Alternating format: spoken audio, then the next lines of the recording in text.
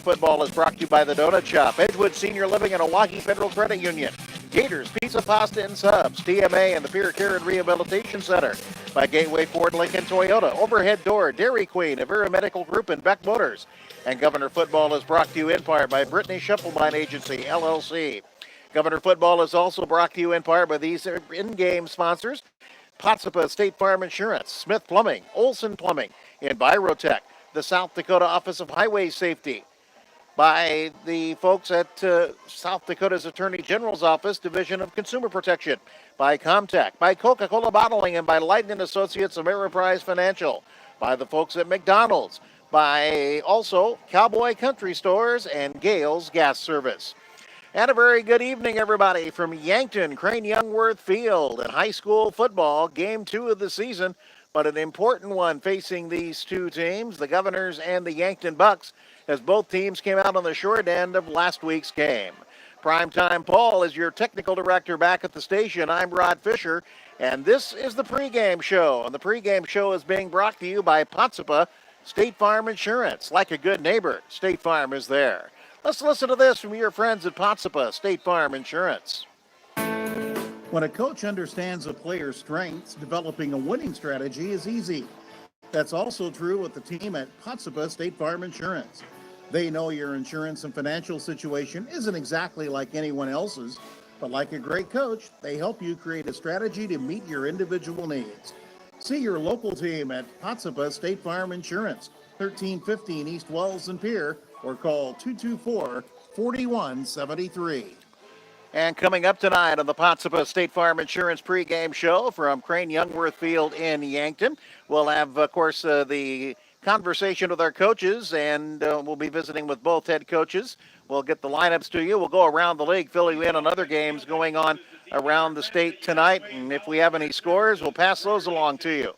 That's all coming up tonight on the Potsdam State Farm Insurance pregame show. The Governors set back last week, 24-14 at Harrisburg in Pierre. Yankton lost here in Yankton. They've got new digs here in Yankton with a new field surface turf. They've built a new press box. They've built new grandstands. It was a several $million effort, and it is a beautiful facility, and it's a fun facility to play football in if you're a high school age football player, and that's what we have tonight. But the Bucks lost here last week, 24-23, as Brookings scored late in the game on them. So that puts importance for seeding for the playoffs already, and it's only week 2 of the high school football season. Our broadcast booth sponsor for tonight's ball game are the folks at Smith Plumbing of Pierre, and we're in the Smith Plumbing broadcast booth location here at Crane Youngworth Field. Let's take a time out and listen to this from your friends at Smith Plumbing. Smith Plumbing is here for you and your family. You deserve better quality and customer service for your plumbing needs. So call us, 224-4770. Our family has been plumbing this area since 1961, so our name has been shared with experienced and trusted plumbing for nearly 60 years. Today, we're in our 3rd generation, so we'll be here to take care of you now and in the future. Smith Plumbing is a name you know and trust for your plumbing needs, so call us today at 224-4770, and we'll take care of you. Thanks so much, Chris. Chris Smith at Smith Plumbing in Pierre, and Smith Plumbing, your broadcast booth sponsor for tonight's game. So the Governors and the Bucks getting set to do battle here in Yankton. We'll take a look at the coaches' thoughts of our ball game when we come back after our first 2-minute break on the Potsdam State Farm Insurance pregame show. We've got your Olson Plumbing Keys to Success. Next, you're listening to Governor Football. Our category this time is sandwich at Arby's. Pat, I'd like to solve the puzzle. Wait till the sun shines, Nelly. What? I just read you the category. It's a sandwich at Arby's. Well, how dumb are you people? Pat, let's break for lunch. I've got a smokehouse beef short rib sandwich from Arby's for you. Smoked beef short rib with crispy onions, cheddar cheese, and barbecue sauce on Texas toast. Try beef short rib and other smokehouse sandwiches at Arby's today. They have the meats. I think I can solve it now. Come stay at the Ramkota Hotel in Pierre. You'll be impressed from the second you walk in. Have a meal in the Riverside Center Cafe, open daily from 6 a.m. till 10 p.m., serving breakfast, lunch, and dinner. For the sportsman, the Ramcota features a fish cleaning shed and will even prepare your catch in the cafe. Ask about the Sportsman's Rate. Your family will love the Ramcota's pool area. The Ramcota offers free band rides too. And then there's the River Center Tavern with large screen TV and fresh popcorn. Stay at the Ramcota Hotel in Pierre. Call 224-6877. Hey, new guy. Shovel, right? Yeah, right. And I'm not exactly new. I've seen some action. Yeah, what's your story? Hey, my last gig, I nearly got electrocuted, almost drowned. That guy never called 811 to see if it was safe to dig. Our guy calls every time he digs. It's quick and easy. Any tool can do it. Calling 811 gets your underground utility lines marked for free. Hey, safe digging is no accident. Always call 811 before you dig. This message brought to you by Montana Dakota Utilities, in the community to serve. The attorneys at May Adam Law Firm have been serving South Dakotans statewide since 1881. Whether you have questions about family law, you want an estate plan, you need legal advice on a business deal or an agricultural transaction, or you've been injured in an accident, the May Adam lawyers will represent you in life's most important decisions. We are located in Pierre and have been traveling across the state protecting our clients' legal rights. Call May Adam at 224-8803 and ask for Katie, or visit our website, mayadam.net. Welcome back to Crane Youngworth Field. The Pierre Governors and the Yankton Bucks. CSD Class 11 AA football tonight on River 92.7, your official home for Pierre Governor and Lady Governor sports. And it's time for your Olson Plumbing Keys to Success and the conversation with our coaches. The Olson Plumbing Keys to Success is brought to you by Olson Plumbing of Pierre. Okay, Chris, 1 and 2 to start the Brady Muth is the first-year head coach of the Yankton Bucks and our guest. And, Coach, first year at a tradition-rich program like Yankton, it's got to feel like you're taking on the world's on your shoulders, sort of. Well, I don't know about that. It's definitely a responsibility there to make sure you do the job the right way, but it's something I've wanted, and I grew up in it, and so I have a pretty good understanding of it. But I don't know about the weight of the world, but definitely I have an understanding of the responsibility that comes with the position. Well, one thing, Coach Lickness left you with a program that is a very, very good football program. Yeah, Coach Lickness, Coach Miner before him, and Coach Hawk. Those three guys have done a heck of a job working really hard to do it the right way, and that's one thing that makes it a little bit easier. From my point of view, is you don't have to fake tradition. You don't have to fake the culture that's here. It's already there, and it's established. You've got a new quarterback this year. You got a running back who ran for quite a few yards last week in your opener against Brookings. Are you a veteran team? I would say it's probably a good mix of, guys that have had a lot of touches on the football and a lot of time on the field last year, mixed with some newer guys that are just getting their feet wet. We have a sophomore starting at left tackle. We have on defense, we have a sophomore playing in the defensive backfield. We have a sophomore slot player, and so we have some younger guys that have really stepped up throughout the summer and then in fall camp, made a huge impression on us. And so there's a good veteran presence, but there's also some newer, younger guys that are making an impact for us. Looks like you want to run a balanced offense, pass to run. Unlike some Yankton teams in the past, they were pretty much run. Right. It's and that's kind of the direction football has gone, is take what the defense gives you, and so that's the way we're set up. If the pass is available, we definitely have confidence in our quarterback and our perimeter players to take advantage of what's going on outside the box. And if there's a friendly box, then we'll take the run. It's just kind of how it's really the direction football's going. And we're talented enough on the outside and good enough on the inside to do both. And so that's kind of where we're at. And you're playing in basically some new digs down at Yankton. You've got to be thrilled with the facility upgrade. Yeah, it's Crane Youngworth is a great place to play football, and with the facilities updates that they've done with the newer stadium last year, and then this year with the field house, the renovations to the field house, and then of course the turf. it's created a lot of excitement. But it's still 100 yards long. Still got to cross the goal line to score 6 points, and so it's still a football field, but it is an amazing facility, and we're lucky to have it. Well, you're taking on a team this week that has matched you, I guess, for the last few years. You know that you've got your work cut out for you. Yeah, Pierre's really developed into one of the premier teams and programs in ESD, and their coaching staff has done a really good job as far as putting together a scheme that's hard for defenses to handle, and they play a really, really aggressive defense.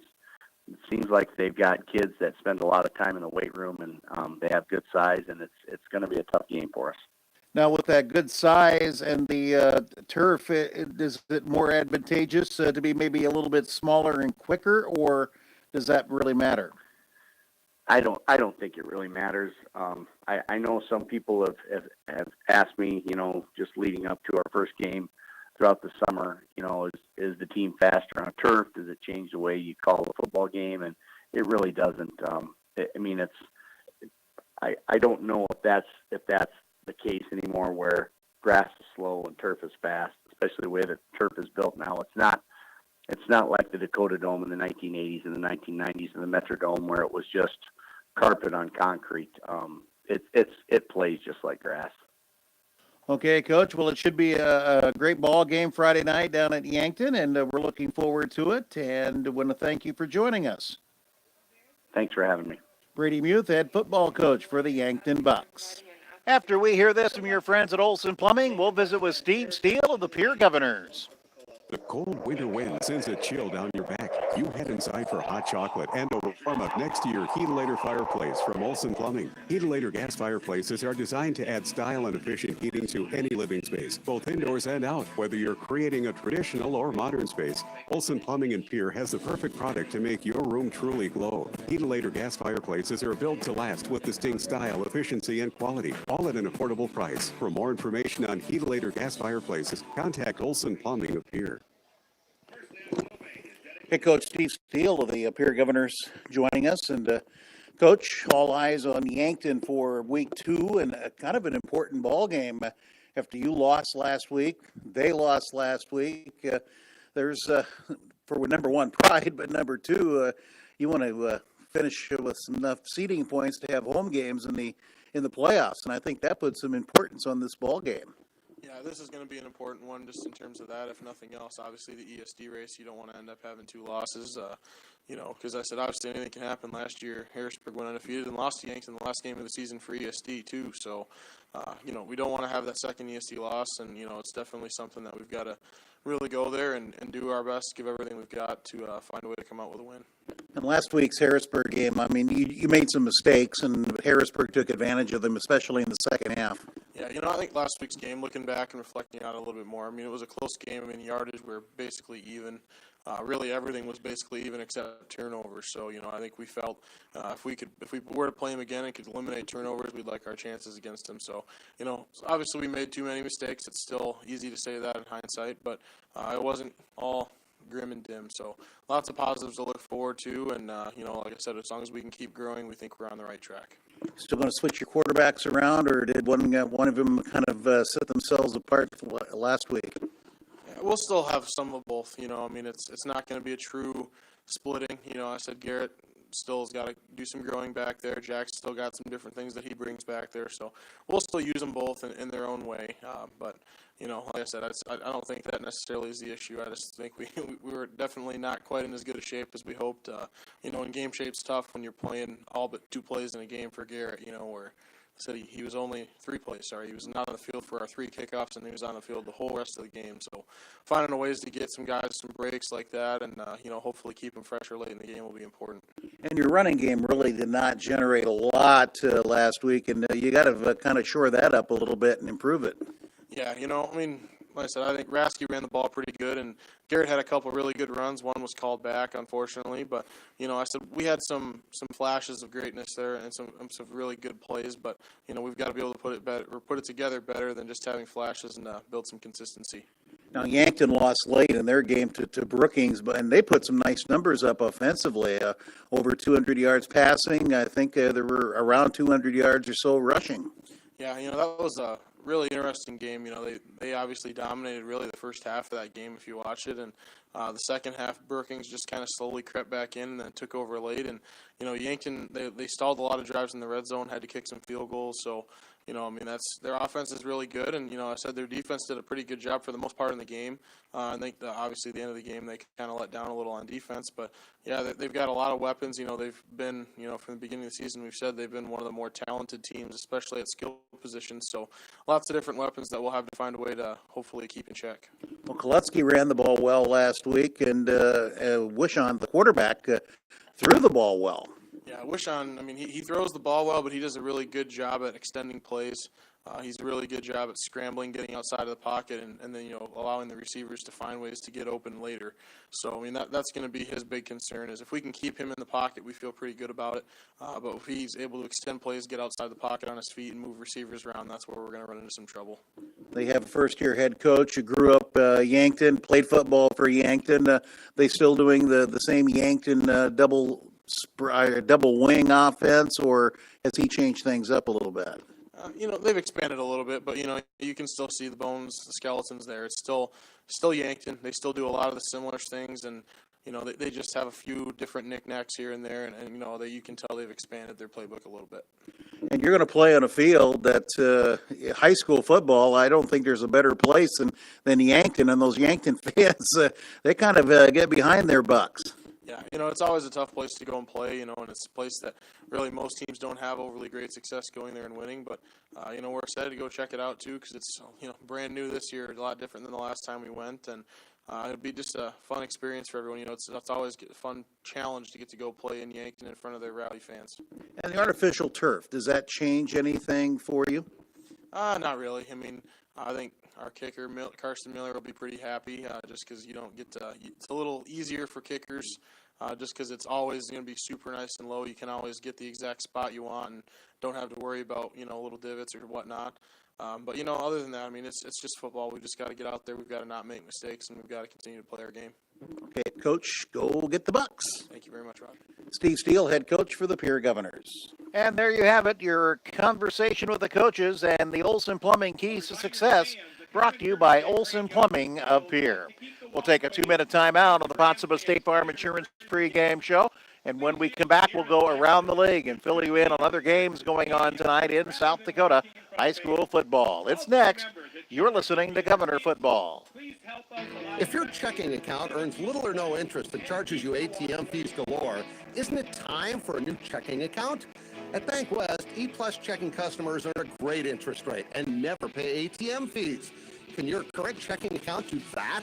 Switching to E-Plus is easy. Visit us online at bankwest-sd.bank or work with the friendly staff at one of our convenient locations.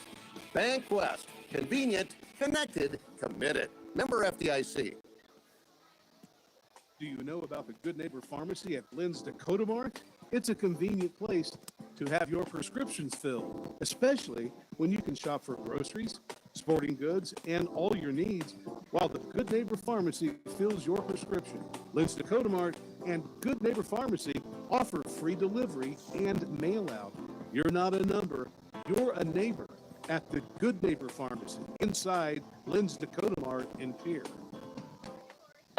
This Governor Sports Moment is being brought to you by the independent team at Fisher Rounds and Associates of Pierre. The 2011 and 12 Pierre Governor Wrestling team accomplished something that put them in the record book. The Governors swept the ESP regular season slate, winning all 7 matches against conference foes. They then won the ESP tournament. After a Region 318 victory, the team saved the best for last, winning the state Class A state tournament title.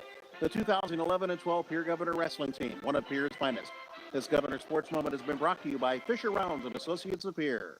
Hi, I am Slade Weller, and I'm Pitts Corporation's local branch manager. Pitts Corporation is a commercial architecture, construction management, and construction company serving South Dakota for over 65 years. I am a local peer and have over 20 years of construction experience. With architects, estimators, project managers, superintendents, and a quality group of trade professionals on staff, Pitts Corporation I think, is just go back and forth. We just keep it going all the time. Please call 223-2440 don't need to shut it off. or stop by our office on Newport Road to set up your initial free consultation. Let's go. Welcome back to the Botsupa State Farm Insurance pregame show. Time to go around the league, filling in on other games going on in high school ranks tonight in South Dakota. And game number 2 of the season, I have Aberdeen Central hosting Huron at 8 o'clock tonight. That'll be in Aberdeen. Brookings is entertaining Mitchell at 7 o'clock at Dana J. Dykow Stadium in Brookings. Spearfish is hosting Rapid City Stevens, and Sturgis is entertaining Douglas tonight. Of course, Douglas is the governor's opponent next week, and Sturgis comes up later this month. Watertown is entertaining Rapid City Central, and Yankton and Pierre are playing here in Yankton. Harrisburg is hosting Sioux Falls O'Gorman. Sioux Falls Lincoln is hosting Brandon Valley. Sioux Falls Washington is entertaining Sioux Falls Roosevelt, and Watertown is entertaining Rapid City Central. In area games that are going on tonight, Chamberlain is entertaining St. Francis Indian School. Cheyenne Eagle Butte is hosting Red Cloud, and Jones County White River is entertaining top-rated Gregory in the 9AA ranks. Lyman and Kadoka area are getting together in Presho. McLaughlin is hosting Crow Creek. North Border is entertaining Potter County. Phillip is entertaining New Underwood. Stanley County is hosting Wagner, and Winter in West Central are playing in Winter tonight. So that's the way it looks as we go around the league for high school football tonight in South Dakota. We do have one score to pass along to you, and it is in an early game, Canton with a 28-6 lead over Aberdeen Roncalli. That is a halftime score. We'll take a 2-minute timeout. When we come back, we'll have the starting lineups for our game tonight from Yankton. You're listening to Governor Football. Today, the average person spends more time researching their TV purchases than they spend researching their mortgage options. TVs are pretty complex, but have you ever tried to read a mortgage contract? Think about it. Shouldn't we be giving at least as much consideration to a 30-year loan as we do a 50-inch screen? At First Dakota, we believe that the more a home buyer knows, the better the home buying experience. Home loans from First Dakota National Bank. We love answering questions. Visit firstdakota.com. First Dakota is an equal opportunity lender. This message is brought to you by the Donut Shop in Pierre. The Donut Shop on the top of Euclid Avenue in Pierre is closed until further notice. Again, the Donut Shop on the top of Euclid Avenue in Pierre is closed until further notice. The Donut Shop on the top of Euclid Avenue in Pierre is closed until further notice. Though we are still enjoying long summer days and plenty of summer heat, fall is right around the corner. Hi, this is Steve Bass from Edgewood in Pierre. Don't wait until it's too late to make arrangements for your loved one for the approaching cold winter months. We are now offering $10,000 off the first year in our private memory care apartments and $6,000 off our studio and one-bedroom apartments in assisted living. To learn more about this limited time offer or schedule a tour, call 494-3400. Again, that's 494-3400. Edgewood, this is home. Hey, it's the old Top Gator here with Gators Pizza, Pasta Subs in the Northridge Plaza. Gators is proud of our Repeater Eater punch card promotion that's been going strong since 1987. With qualified purchases, you get a punch, and once your Gators punch card is full, you receive a free menu item. It's just another way we can say thank you for being a Repeater Eater at Gators. And remember, Mondays and Tuesdays are always double punch days. Gators Pizza, Pasta Subs in the Northridge Plaza. Gotta go to Gators. Gotta go to Gators. Gotta go to Gators Pizza, Pasta Subs. Welcome back to Crane Youngworth Field. The Pierre Governors, the Yankton Bucks, both in the locker room as we're about 10 minutes away from the start of our ball game tonight. It's time now for the starting lineups for the game tonight, and the starting lineups are being brought to you by Envirotech of Pierre. Here's the way the Yankton Bucks will line up on offense. At center will be Will Pease. Pease is a junior at 250 pounds. The right guard will be Jace Kapla. Kapla is a senior at 215 pounds. Elijah Jones is the left guard. He's a senior at 210 pounds. The left tackle is a sophomore, Gage Coster. Coster at 245 pounds. The right tackle, Owen Phillips, is a senior at 235 pounds. The tight end is Michael Drotzman. Drotzman is a senior at 195 pounds. The running backs are Nick Kurtenbach, a senior, 220 pounds, and Chad Koletsky, who rushed for over 130 yards last week, is a 205-pound senior. Corbin Soler will start at a wide receiver. He's a sophomore at 175 pounds. The split end is Rex Reichen. Reichen is senior at 205 pounds. And the quarterback is Ethan Wishon, who threw for over 230 yards last week in the loss to Brookings. Wishon, a senior at 180 pounds. Defensively, Yankton will start this way at nose guard. It'll be Jace Kapla, a junior at 195 pounds. Corbin Postman is a defensive tackle. He's a senior at 210 pounds. Will Pease, a defensive tackle at 250 pounds. The linebackers are Dylan Alver. He's 200 pounds and a senior. Sophomore Brody Peterson, a 185-pounder. And then Donovan Bain, a senior at 210 pounds. And the other linebacker is Levi Wiersma at 195 pounds. The cornerbacks are Ryan Eichacker is a junior at 175 pounds, and Miles Sarda is the other cornerback, a senior at 165 pounds. Corbin Soler is free safety, and the split safety or strong safety is Rex Reichen. The starting lineups for the Yankton Bucks. We'll take this time out for Envirotech up here, and then we're back with the starting lineups for the Pierre Governors. Envirotech makes life a little bit simpler. But summer is still going on and fall still to come. Construction projects are in their prime, and there's still time to do your cleanups. No matter what your project is, Envirotech has you covered. One call is all it takes to have easy setup, easy pickup, and easy payment. No problem. Just pick up the phone and call Envirotech at 224-4804. Or you can order services or pay your bill online at envirotechwaste.com. Well, here's the starting lineups for the Pierre Governors. Offensively, at center will be Gray Zabel, a junior at 230 pounds. The other offensive lineman, Cole Nelson, a junior at 240 pounds. Gunnar Gehring, a sophomore at 250 pounds. Jace Wernsman, a 250-pound senior. And Matt Heilman, a 230-pound junior. And now our national anthem. Let's turn it over to the public address announcer.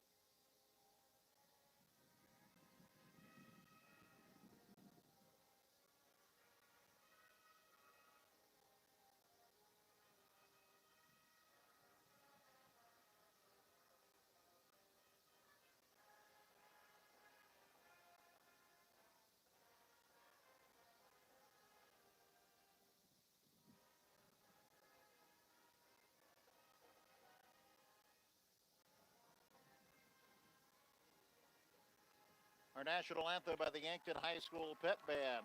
Here's the remainder of the starting lineups for the Governors. At wide receiver, Andrew Coverdale and Zane Schukart. The tight end is Jack Maher. The quarterback, Garrett Stout. The fullback, Gage Gehring. And the tailback is McGuire Rasky.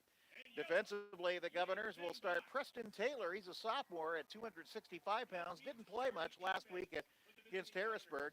And Nathan Schnabel, the big 350-pound senior, at nose tackle. The other defensive tackle is Gray Zabel.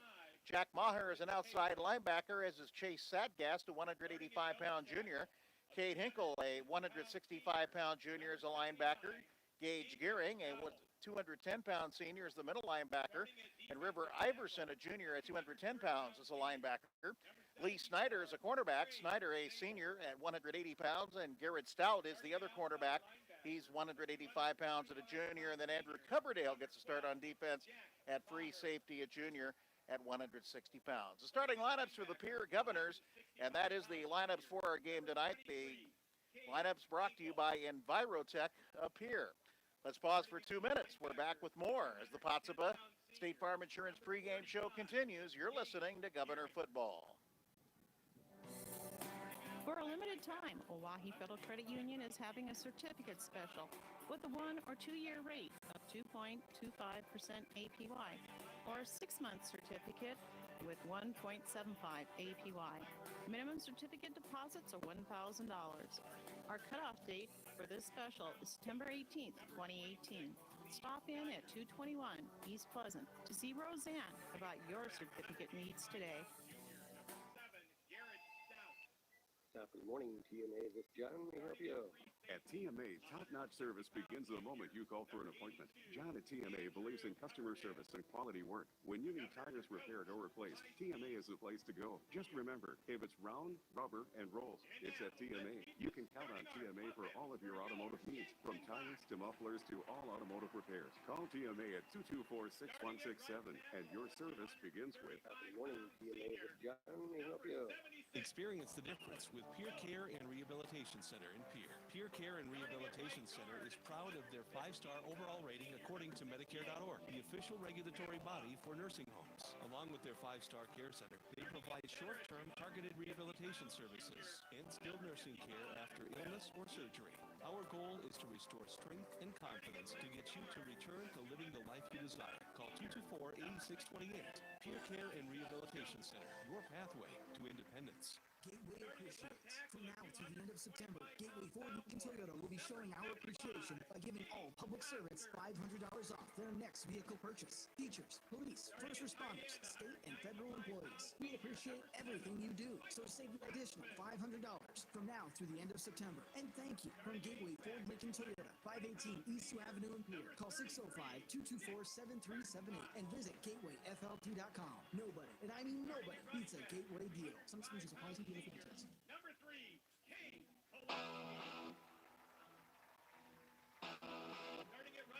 Well, the Yankton Bucks are being introduced to our crowd tonight. Keep updated on the score of our game tonight with the Gales Gas scoreboard. It comes your way at least 5 times throughout the game, and it's brought to you by Gales Gas Service up here.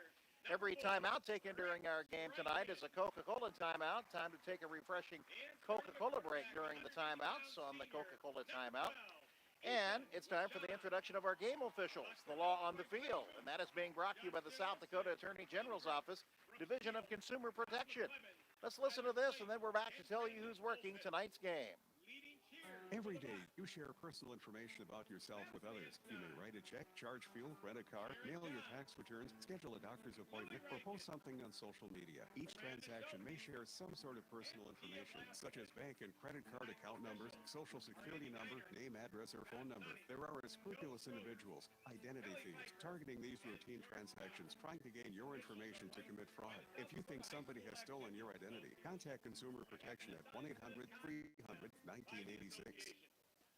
And the crew assigned to work tonight's game is a crew out of Mitchell. They are Andy Diner, Scott Sony, Joe Schroeder, Kelly Pfeiffer, and Jordan Gow. And that's the introduction of our game officials, the law on the field, and it's been brought to you by the South Dakota Attorney General's Office, Division of Consumer Protection. And you've been listening to the pregame show. It's been brought to you by Potsdam State Farm Insurance. Like a good neighbor, State Farm is there. Let's pause for 2 minutes, and we're back with football from Yankton. This is Pierre Governor football. Chances are you're overlooking a big energy thief in your home or commercial building. The garage doors. But Overhead Door Company of Pierre can help stop that energy waste with a full range of insulated, weather-tight garage doors. Their residential garage doors give you insulated performance at an uninsulated price.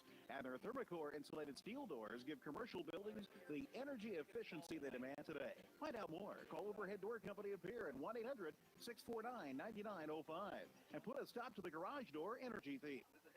Reese's fans, take your Reese's love to an outrageously caramel level with a new DQ Reese's Outrageous Blizzard Treat. Loaded with crazy delicious Reese's peanut butter cups, Reese's Pieces, and peanut butter. But then it's topped off with game-changing caramel?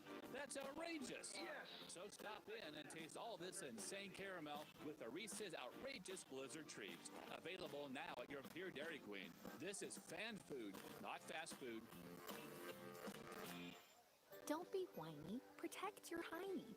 Up to 90% of colon cancer can be avoided with routine colonoscopies. Yet 1/3 of adults skip their colonoscopy. We understand why you're whining, but colon prep is manageable. It's one evening followed by a simple procedure that could save your life. So what are you waiting for? Don't be whiny. Protect your hiney. Schedule a colonoscopy at avera.org/colon or call 888-422-1410. Beck Motor Company is kicking off their 50th year in business with huge discounts on all their pre-owned inventory. All makes and models, all price ranges. They've all been sale priced. And get 4 free oil changes with your purchase. See them all at www.beck-motors.com. Then stop by today. Beck Motor Company, here.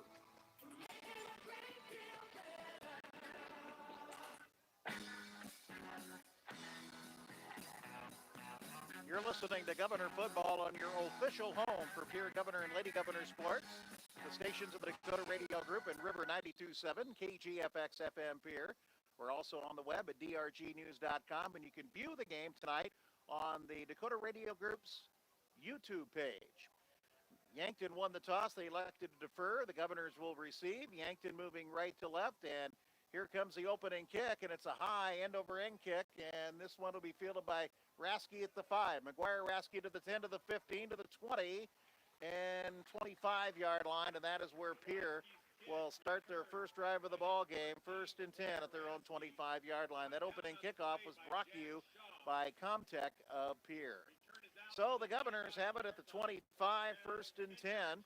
Garrett Stout will start at quarterback. We'll see Jack Maher back there as well, although Maher started. Stout was announced as the starter last week, and then Maher took the first snap. So that may be the case again tonight. We'll wait and see. But Stout is back there, and so is Rasky. So Stout will take the first snap of the ball game. Wide receiver to the right is Shukard. 2 wideouts to the left. Play action, throws it out on a screen on the left side to Maher. Maher, it gets across the 30 to the 32-yard line and hauled down over there by the Bucks.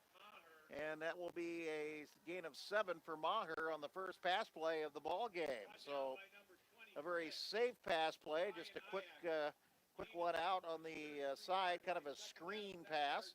And it will be 2nd down and 3 coverage by Yankton. So 2nd down and 3 at the 32. Here's Stout. He runs off to the right side. He'll get to the 35 to the 36-yard line. He's down there, and he has a first down.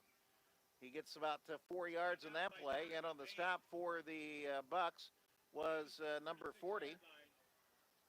And that would be Donovan Bain. So it's 1st and 10 for Pierre after that 4-yard gain by Garrett Stout. And the Governors are ready to go again. They're out at the 36-yard line.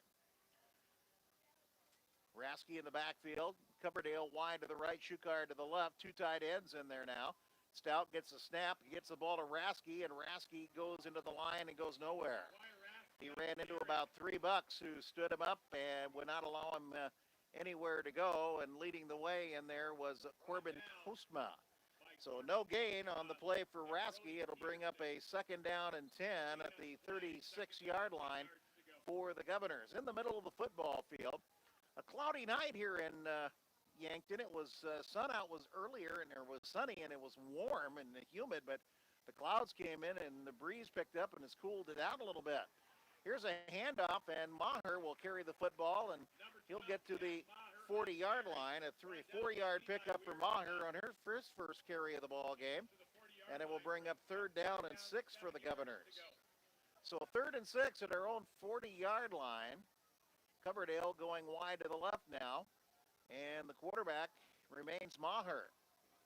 They'll flip back and forth between Stout and Maher all night long. 2 different styles of quarterback. Both of them like to run. Maher showed last week he's got a pretty good arm on him, and he's back to throw here. And he throws one over the middle, and the pass is tipped, and it's intercepted at the 45-yard line. As that ball was tipped away, and it was grabbed in midair by Tanner Sedlacek. And there's the first turnover of the ball game. It's an interception, and the Yankton Bucks are set up in Governor territory at the 44-yard line.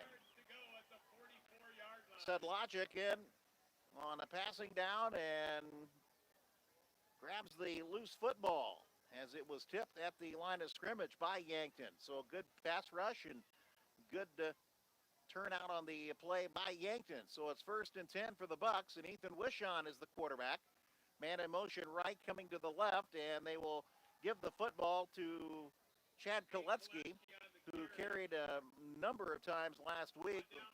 He rushed for over 100 yards, 130 yards. He gets one there to the 43.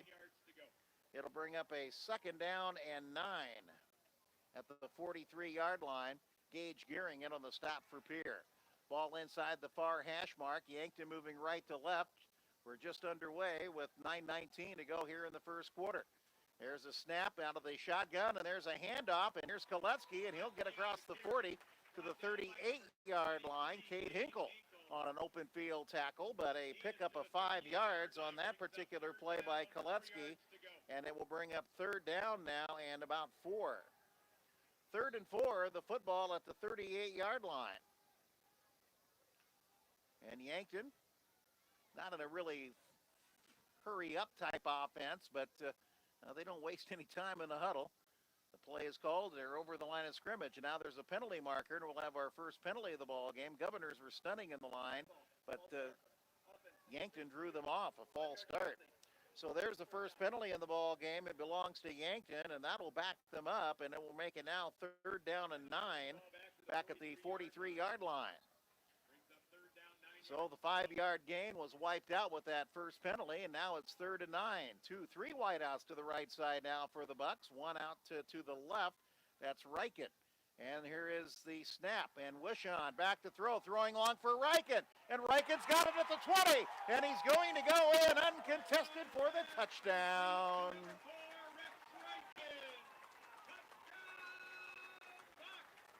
Man-on-man coverage. Garrett Stout fell down. Reichen was left wide open at the 20. It was a perfect pitch and catch and a touchdown for the Bucks. And the Bucks are on the board. 8:29 left to go in the first quarter. 6-0 Yankton. The Bucks will now try the extra point. And Cole Swatsky is the place kicker for Yankton, and he's a good one. He missed a 52-yarder, just missed it last week on the last play of the game. That would have won the game for Yankton. He's got a great leg, and he'll be in to try the extra point. A 43-yard touchdown pass, Wishon to Reichen. And here comes Swatsky with the pointed attempt at point after. It's way high enough, and it's way good enough, and it's 7-0 Yankton, and we're back in 30 seconds with the Yankton kickoff. You're listening to Governor Football. If your checking account earns little or no interest and charges you ATM fees galore, isn't it time for a new checking account? At Bank West, E-Plus checking customers earn a great interest rate and never pay ATM fees. Can your current checking account do that? Switching to E-Plus is easy. Visit us online at bankwest-sd.bank or work with a friendly staff at one of our convenient locations. Bank West. Convenient, connected, committed. Member FDIC.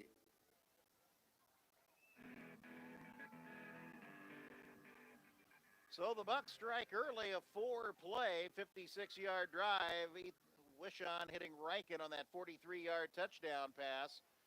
And Yankton's off to another quick start here tonight, just like they did last week against Brookings. So McGuire Rasky and Garrett Stout are back deep. Stout was beaten on that play, and then he fell down, and Reichen was left wide open, and there wasn't a whole lot anybody could do about it. And great pass protection by the Bucks that last play as well for the touchdown. So Swatsky will tee the ball up once again and kick it off as Yankton is on the board on their first possession, 7-0. 8:29 left to go here in the first quarter. Here comes the kick, and it's another high end over end kick, and it'll be Rasky at the 8 to the 15 to the 20 to the 25. He gets out to the 30. He gets to the 32-yard line, and the Governors will have fairly decent field position to start this drive. 1st and 10 at their own 32-yard line, and then there's a penalty marker on the ground as well. So we'll see what this penalty will be all about. The Governors may be backed up here. It's a holding call, a 10-yard penalty, so that'll move it back to the 22-yard line. First penalty on the Governors. on special teams. And now the ball is marked off, and it will be put back on the 22-yard line, and that is where Pierre will begin 1st and 10. Well, they mark it off to the 21-yard line, so Rasky apparently did not get to the 32. He got to the 31. So at the 21, the Governors will go to work trying to get back into this ball game. They trail 7-0. Garrett Stout is the quarterback, slot on the left side.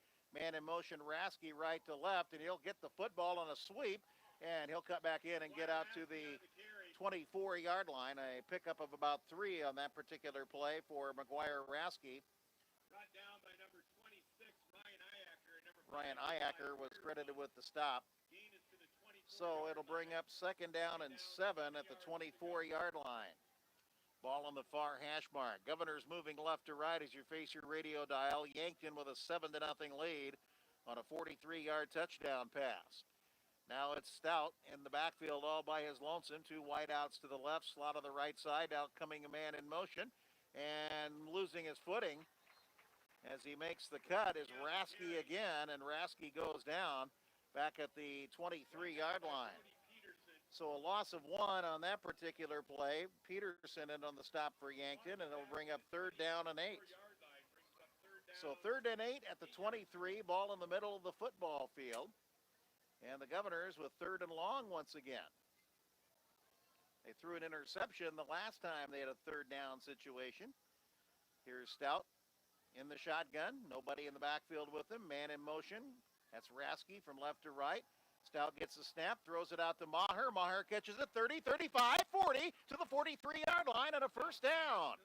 Nice pass from Garrett Stout to Jack Maher as they will give him to the 41-yard line, or actually they'll put it back at the 40, but it's still a 17-yard pass reception and a 1st down and 10 for the Governors. So their second 1st down of the football game, and Maher was wide open, made a nice one-handed stab. So it's 1st and 10 for Pierre at their own 40.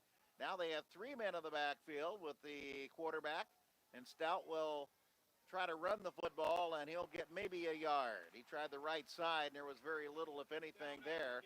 He gets to the 41-yard line, leading the way in on the stop for the Yankton Bucks was Miles Sarda.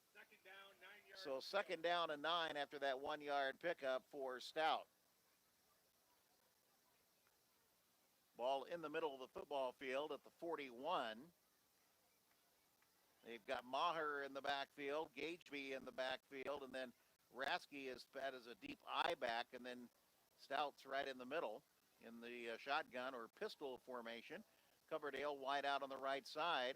There's a snap, and here's a counter play, and they give the ball off to Gageby, and Gageby fights his way across the 45 to the 47, but the official says play is stopped at the 45, but Gageby with a good hard run there, good for 4 yards on his first carry of the ball game, and about $3 were needed to bring him down. So it is 3rd down now and about 5 at the 45-yard line for the Governors. On the near side, on the near hash mark, 2 wideouts to the left, 1 to the right. Rasky in the backfield, Stout the quarterback in the shotgun. Now he checks with the sideline for perhaps a change in the offensive play, and he still has 9 seconds on the play clock to snap the ball, and he gets it off, and there's a pass out in the flat to Maher, and Maher is not going to get away from the tackler. It was a screen pass out on that left side, and boy, Yankton had that one pretty well figured out. Corbin Soler, the sophomore, grabs Maher and brings him down at the 41-yard line for a loss of 4. So the 3rd reception for Stout in 3 attempts, and a punting situation for Pierre. So Stout will do the punting. He stands back at his own 27. Soler's the lone deep back, and Stout shanks it off the side of his foot. It does take a Pierre roll as it bounces at the 45, and it'll be down at the Yankton 38-yard line. So not a very good punt that time by Garrett Stout, and it will be 1st and 10 for Yankton at their own 38-yard line. 4:43 left to go here in this first half, and we have an officials timeout for the heat and humidity. So it's our first Coca-Cola timeout, and the Yankton Bucks have a 7-0 lead. We'll pause for 1 minute and come back. You're listening to Governor Football. At American Family Insurance, we help protect what you've achieved so you can fearlessly go after your dreams. For auto, home, business, and life, contact us today.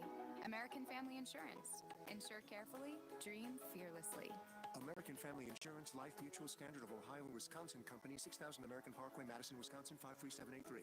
Call the Brittany Shufflebine Agency, LLC, with offices in Pierre, Oneida, and Gettysburg. Zoom in. Wait till the sun shines, Nelly. What? I just read you the category. It's a sandwich at Arby's. Well, how dumb are you people? Pat, let's break for lunch. I've got a smokehouse beef short rib sandwich from Arby's for you. Smoked beef short rib with crispy This is onions, all cheddar foreign cheese, and when it barbecue comes to sauce video. on Texas toast. Try beef, I'm a short radio- rib, I'm and a other announcer smokehouse guy. sandwiches at Arby's today. They have the meats. I think I can solve it now. Super comfortable. So Yankton with the first down and 10. Wishon gets the snap, and there's a big hole for Koletsky off the right side, and he'll get across the 40 to the 43-yard line for about a 5-yard pickup. Coming up and off the pile, Gageby made the initial hit. So Koletsky with 11 yards and 3 carries, and it's 2nd down and 5 at the 43-yard line in the middle of the football field. Yankton in the shotgun with 2 wideouts to the left, with Drotzman, the tight end, split out on the left side now. Wideouts to the left and to the right. And Wishon with, there's going to be interior lineman for the Governors who jumped, and that would be, I do believe, 75, and that would be Preston Taylor. Yep. 5-yard penalty on the Governors, and that'll make it close to a first down, if not a first down, as they will mark it off to the 48-yard line. And it'll be just short. So it'll be 2nd down and 1 after the penalty at the 48-yard line, technically. Still in the shotgun, the quarterback, Ethan Wishon. Wishon, a sophomore, gets the snap, rolls to his right, throwing on the right side, and it's incomplete. And again, Garrett Stout was way behind his defender. He was fooled. And Riken got open. He had a good 4 or 5 steps on him, and that pass was overthrown that time by Wishon. Otherwise, it would have been another touchdown, but then a penalty marker was called, and it's a penalty on Yankton, a 5-yard penalty. Illegal procedure, so, or check that, a 10-yard penalty. So now it'll be 2nd down and 9 once again, with the football back at the 38-yard line. So a 10-yard penalty for the Bucks puts them back. We play 2nd down all over. Man in motion. There's a snap. Wishon back to throw over the middle. And the pass is caught near the first down marker at the 49-yard line to Miles Sarda. Covering on the play, Cade Hinkle. He did a good job, but Sarda got open, and he picks up the first down as he gets a 10-yard reception. So Wishon complete on that pass, and it's a 1st and 10 for Yankton in their own territory at their own 49, 3:48 to go in the first quarter, and Yankton moving the football once again. 2 wideouts to the right, 1 to the left, man in motion, right to left now for the Bucks, and there's a handoff to Koletsky, and that time he got hit at the line of scrimmage, and he found about a yard, and that's it.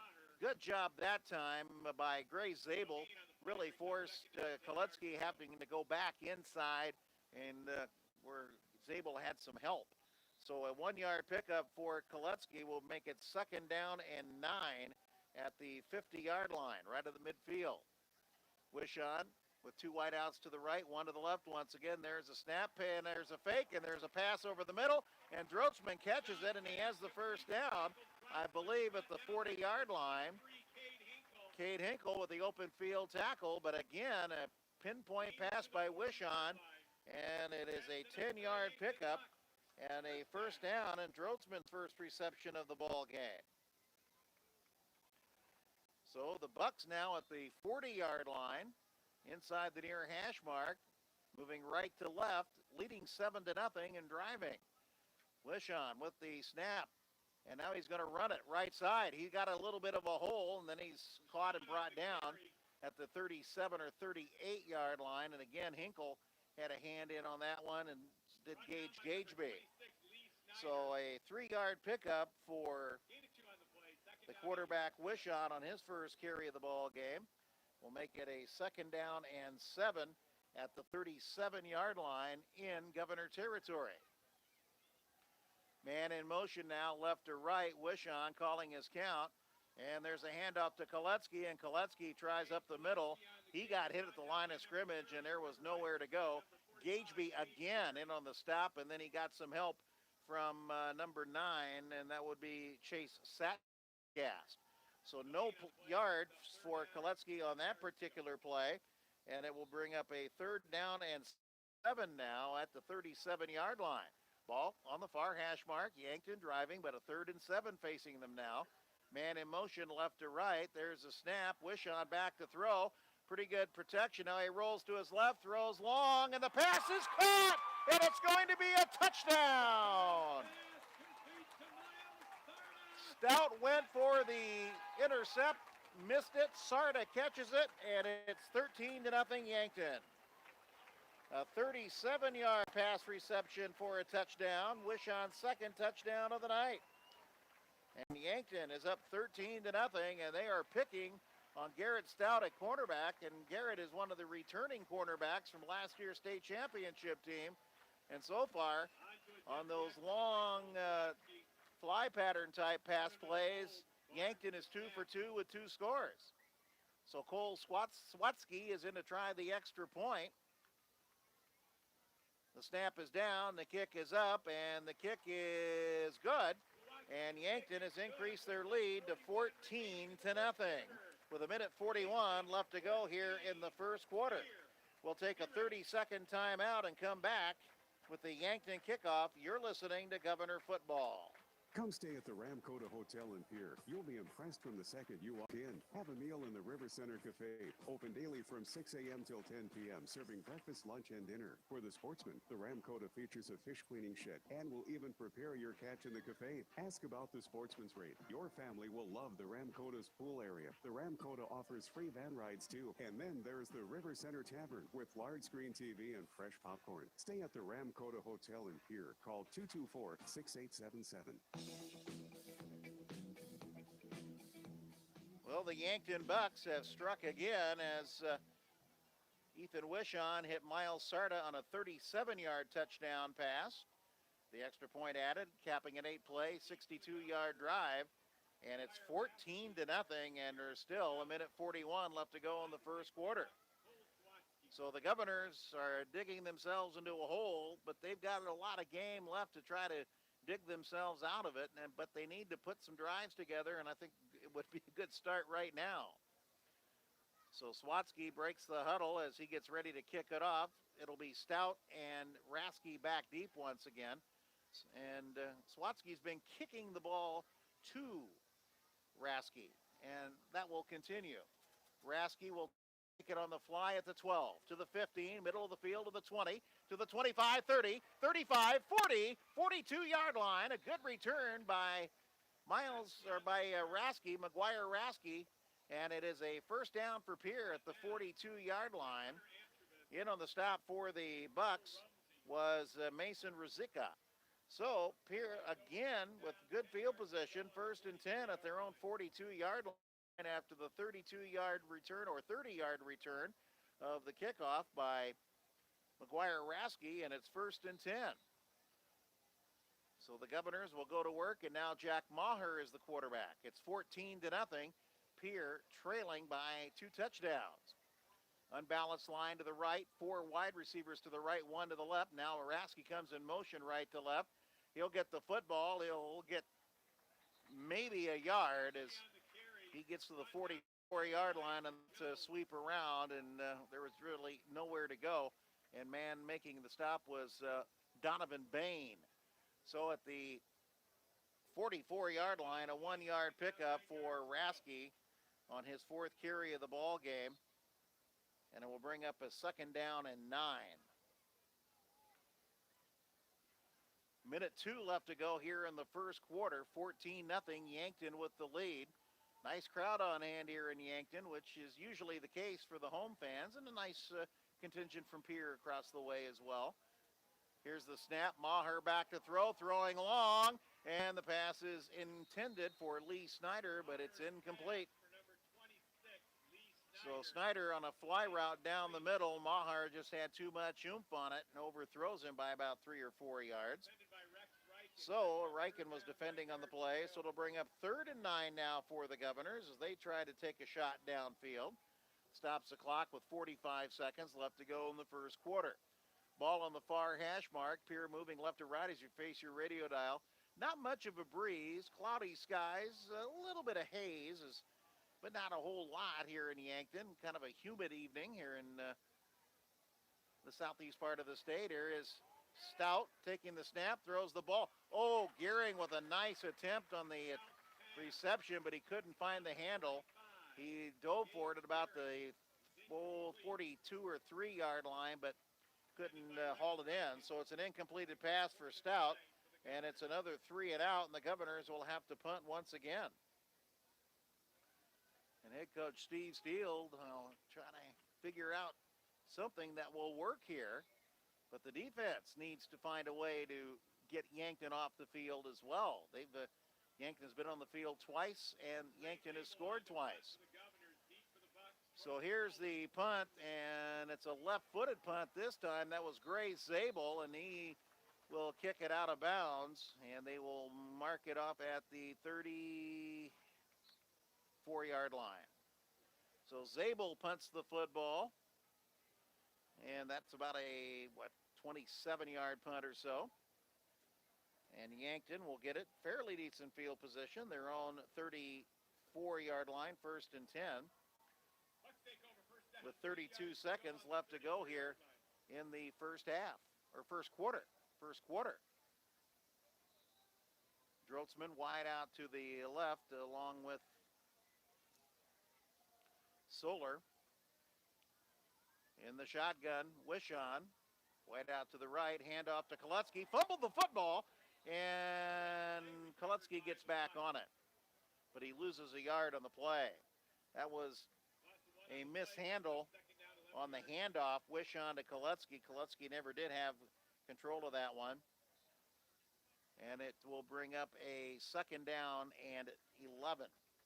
So 2nd and 11 at the 33-yard line, and that will bring to an end our first quarter of play.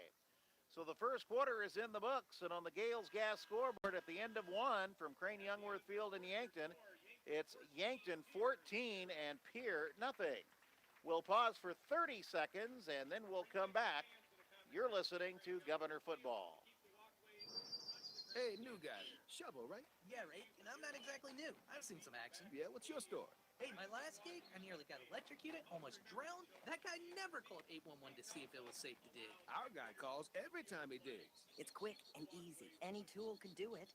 Calling 811 gets your underground utility lines marked for free. Hey, safe digging is no accident. Always call 811 before you dig. This message brought to you by Montana Dakota Utilities, in the community to serve. 14-0 Yankton with the lead over the Pierre Governors. The Pierre Sports Marketing folks are bringing you tonight's game here from Yankton. And some of those sports marketing founders and folks from Pierre are All Around Graphics, American Bank and Trust, Anderson Dental, Avera Medical Group, Bank West, Beck Motors, Brittany Shufflebine Agency, LLC, Kathy Sunshine Properties, Comtech, Dairy Queen, Delta Dental, First National Bank, and Gateway Ford Lincoln Toyota. Thanks to the Pierre Sports Marketing people. There's a pitch as Kolutsky tries to get to the outside, and he got cut down at the line of scrimmage. Cade Hinkle, nice job there of keeping Kolutsky intact. So it will bring up a 3rd down and 10 for the Bucks at the own 34-yard line. Pierre Sports Marketing founders and folks also responsible for the home video and the great camera system that we have in Pierre. And we hope that you're enjoying the game, watching it on our first broadcast on the Dakota Radio Group's YouTube channel. So here's a 3rd down and 10. There's a snap. And rolling to the right is Wishon, and he throws it, and he's got a man open, and he bobbles the football and does not make the catch. Pass a little bit underthrown. Miles Sarda, no, that was Swervin Solar, who again got behind Lee Snyder this time, and he had about 4 yards on him, but the pass was underthrown, and he tried to come back and corral it, but he could not do it. And Wishon has his first incompleted pass of the night. Penalty marker also was thrown on the play, and it will be declined. So a penalty declined as the Governors take the down with it being 4th and 10. And finally, the Governor defense stops Yankton, and Yankton will have to punt the football. So standing back inside the 20 at about the 17-yard line will be Michael Drotzman. He's the punter for Yankton. Garrett Stout is the D-back. He stands back at his own 20. And there's Drotzman's punt, and it's rather short off the side of his foot. And Pierre stands to get great field position here. Drotzman had a little contact, but not enough to draw a penalty as Chase Satgas got close, and Drotzman is talking to the official. Well, you got to do a better job of acting, I guess. So it'll be 1st down and 10, and Pierre will start inside the Yankton territory for the first time in this football game. They'll start at the Yankton 45-yard line. So it's 1st and 10, and Garrett Stout is back in at quarterback for the Governors, and he gets the snap, and he gives the football to Gageby, and Gageby gets maybe a yard to the 44-yard line. Or was that Rasky, 14? I thought it was 45, but nope, it was Rasky. 1-yard pickup for McGuire Rasky makes it a 2nd down and 9 at the 44-yard line.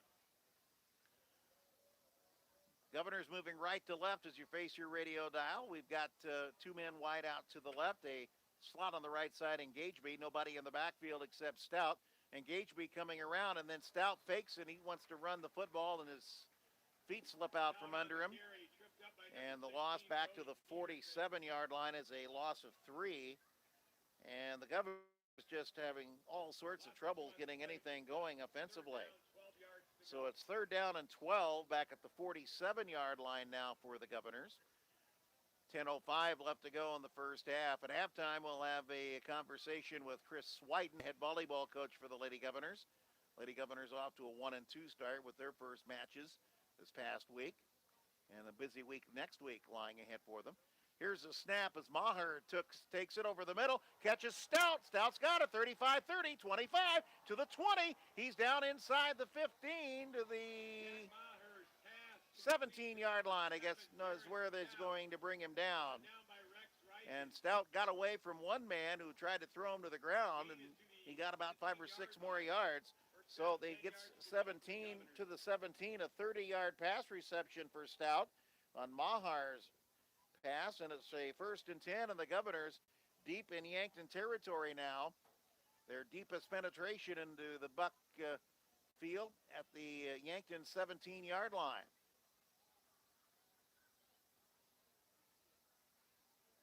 Looking over to the sideline, checking the wristband.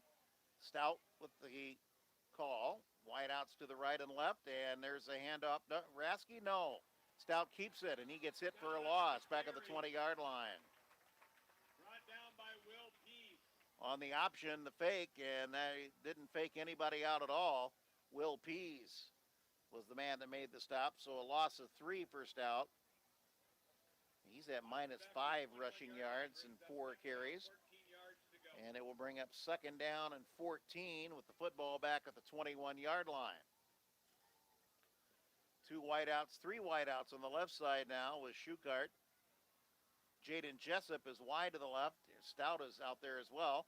Maher is throwing. Now he's going to run on the left side, and he'll get inside the 20 to the 15. A penalty marker down as he goes to the 10-yard line. And I think Garrett Stout's going to get called for a illegal block in the back. Stout Maher got inside the 10 to the 8-yard line. Stout is pleading his case to the official, and I don't think it's going to be to any avail as the official will get the final say-so. Here comes.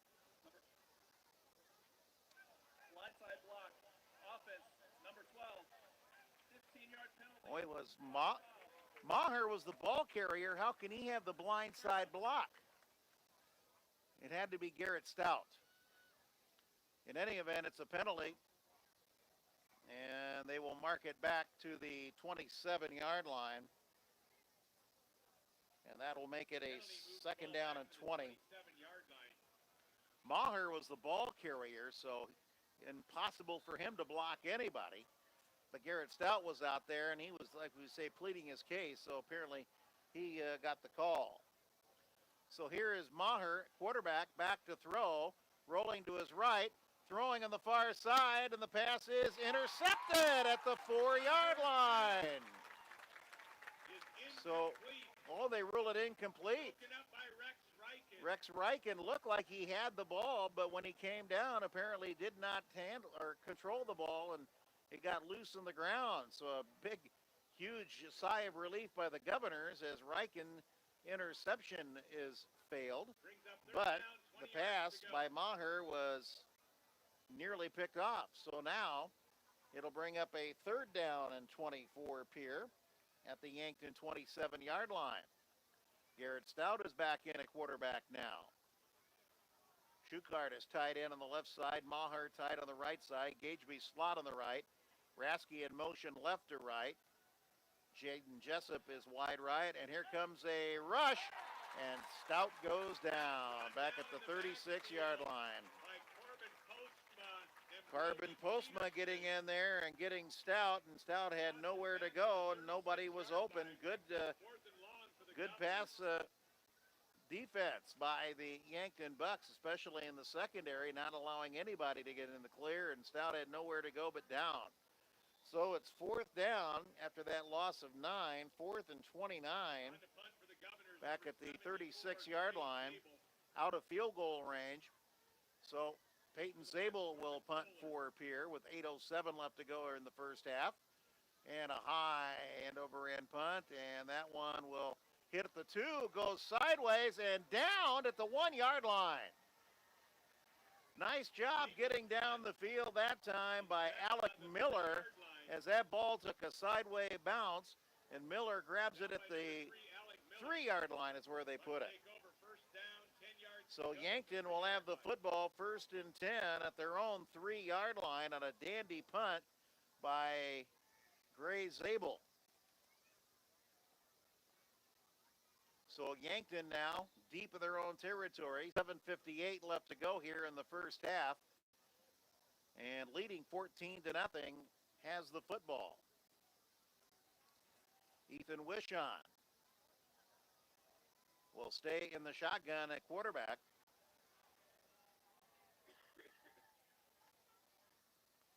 And he'll give the ball to Koletsky, and Koletsky will fight ahead maybe for a yard, but that'll be about it.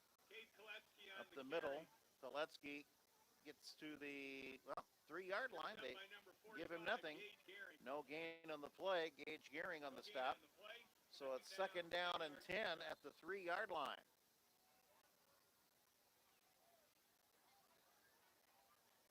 Yankton in that position in the field, they don't want to make any mistakes because that could cost them dearly. And the Governors, this is an opportunity for them if they can create some sort of turnover. So Wishon in the shotgun on 2nd down, and there's movement, and Yankton, I think, is going to get penalized. Pierre was moving in the line, but I don't think anybody came across and made any contact. Yep, false start is the call on the Bucks. Their 4th penalty of the ball game. So that'll go back inside the 2-yard line. And it will break it 2nd down and 12. 2nd down, 11 yards to go. 2nd and 11, technically, from the 1.5-yard line. 3 wideouts on the right side now for Yankton. Wishon, and he'll run it up the middle. He gets hit and just gets out of the end zone. He falls at the 1-yard line. He was nearly tackled back in the end zone for a safety. And it was Gageby. Wishon just wanted to run the football, and there was nowhere to go. He lost a yard on that particular play. So now it will bring up a 3rd down and about 12. Back at the 1 yard line. So 3rd and 12 at the 1. Wishon still in the shotgun. Calling his count. There's the snap. Here comes the rush. Wishon throws it long, and the pass is incomplete. Stout was not to be fooled that time. They tried to get it to Rex Reichen on a fly route down that left sideline, but to no avail. And it will bring up 4th down, and Yankton will have to punt the football. So it's 4th and 12 from their own 1 yard line. And Michael Drotzman has no room for error. He's at the very back of his end zone. Garrett Stout is back out at about the 45. There's the snap, and he gets it away. And this is returnable. This is Stout at the 40. 35-30. He's to the 28-yard line. And that's where Pierre will start their 1st and 10. A nice open field tackle that time by Devin Meng. So Pierre will start inside the 30-yard line at the 28. And we'll take a timeout. It's a Coca-Cola timeout for the Heat, an official's timeout. And Pierre in great field position at the 28-yard line of Yankton when we come back. 14-0. Yankton with the lead. 6 minutes to go in the first half. And we're back in a minute. This is Governor Football. The attorneys at May Adam Law Firm have been serving South Dakotans statewide since 1881. Whether you have questions about family law, you want an estate plan, you need legal advice on a business deal or an agricultural transaction, or you've been injured in an accident, the May Adam lawyers will represent you in life's most important decisions. We are located in Pierre and have been traveling across the state protecting our clients' legal rights. Call May Adam at 224-8803 and ask for Katie, or visit our website, mayadam.net. Today, the average person spends more time researching their TV purchases than they spend researching their mortgage options. TVs are pretty complex, but have you ever tried to read a mortgage contract? Think about it. Shouldn't we be giving at least as much consideration to a 30-year loan as we do a 50-inch screen? At First Dakota, we believe that the more a home buyer knows, the better the home buying experience. Home loans from First Dakota National Bank. We love answering questions. Visit firstdakota.com. First Dakota is an equal opportunity lender. So Pierre has the football, 1st and 10. They'll start this drive, Yankton 28-yard line. And Jack Maher is the quarterback, and he'll give Gageby up the middle. He's inside the 20, 15, fumbles the ball. The Governors, I think, are on it, though. Although somebody else might have gotten the ball loose. There's a big pile up for it, and the 16-yard line, Yankton says they have it. The officials unpile them, and Yankton indeed gets the football. Gageby had a big hole up the middle, but he lost it at about the 16-yard line. The ball came loose and bounced around on the field, and Yankton is on it at the 17, and Yankton forces a turnover and has it 1st and 10. So the Yankton defense forces another turnover, 2nd of the ball game. And Yankton now with 5:52 left to go in the first half will go back on offense from their own 17-yard line. Inside the near hash mark, here is Wishon to Koletsky on a straight handoff up the middle. He'll get across the 20 to the 21-yard line. So Koletsky with a 4-yard pickup, his 9th carry on the ball game. River Iverson on the stop. 2nd down and 6 at the 21 for the Bucks. Yankton scored their first 2 possessions on a 43-yard pass play, and then scored on their 2nd possession on a 37-yard pass play.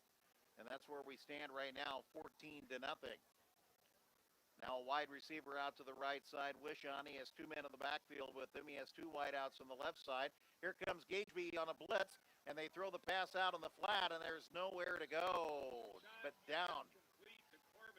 Corbin Solar, and he was hit back at the 17-yard line. Chase Satgas did a good job, and it's a loss of 7 on that particular play. Solar's first reception of the night is for -7 yards, and it will bring up 3rd and 13 back at the 14-yard line. So Yankton going backward here in this second quarter. And they have been playing from deep in their own territory. The Governors have yet to take advantage of it. Now it's third down. Wishaw, the quarterback, 2 wideouts to the right, and now a timeout will be taken by the Bucks. It's a Coca-Cola timeout. There's 4:25 left to go here in the first half. Yankton has a 14-0 lead on Pierre, and we're back in 30 seconds. You're listening to Governor Football. Do you know about the Good Neighbor Pharmacy at Lynn's Dakota Mart? It's a convenient place to have your prescriptions filled, especially when you can shop for groceries, sporting goods, and all your needs, while the Good Neighbor Pharmacy fills your prescription. Lynn's Dakota Mart and Good Neighbor Pharmacy offer free delivery and mail out. You're not a number, you're a neighbor at the Good Neighbor Pharmacy inside Lynn's Dakota Mart in Pierre.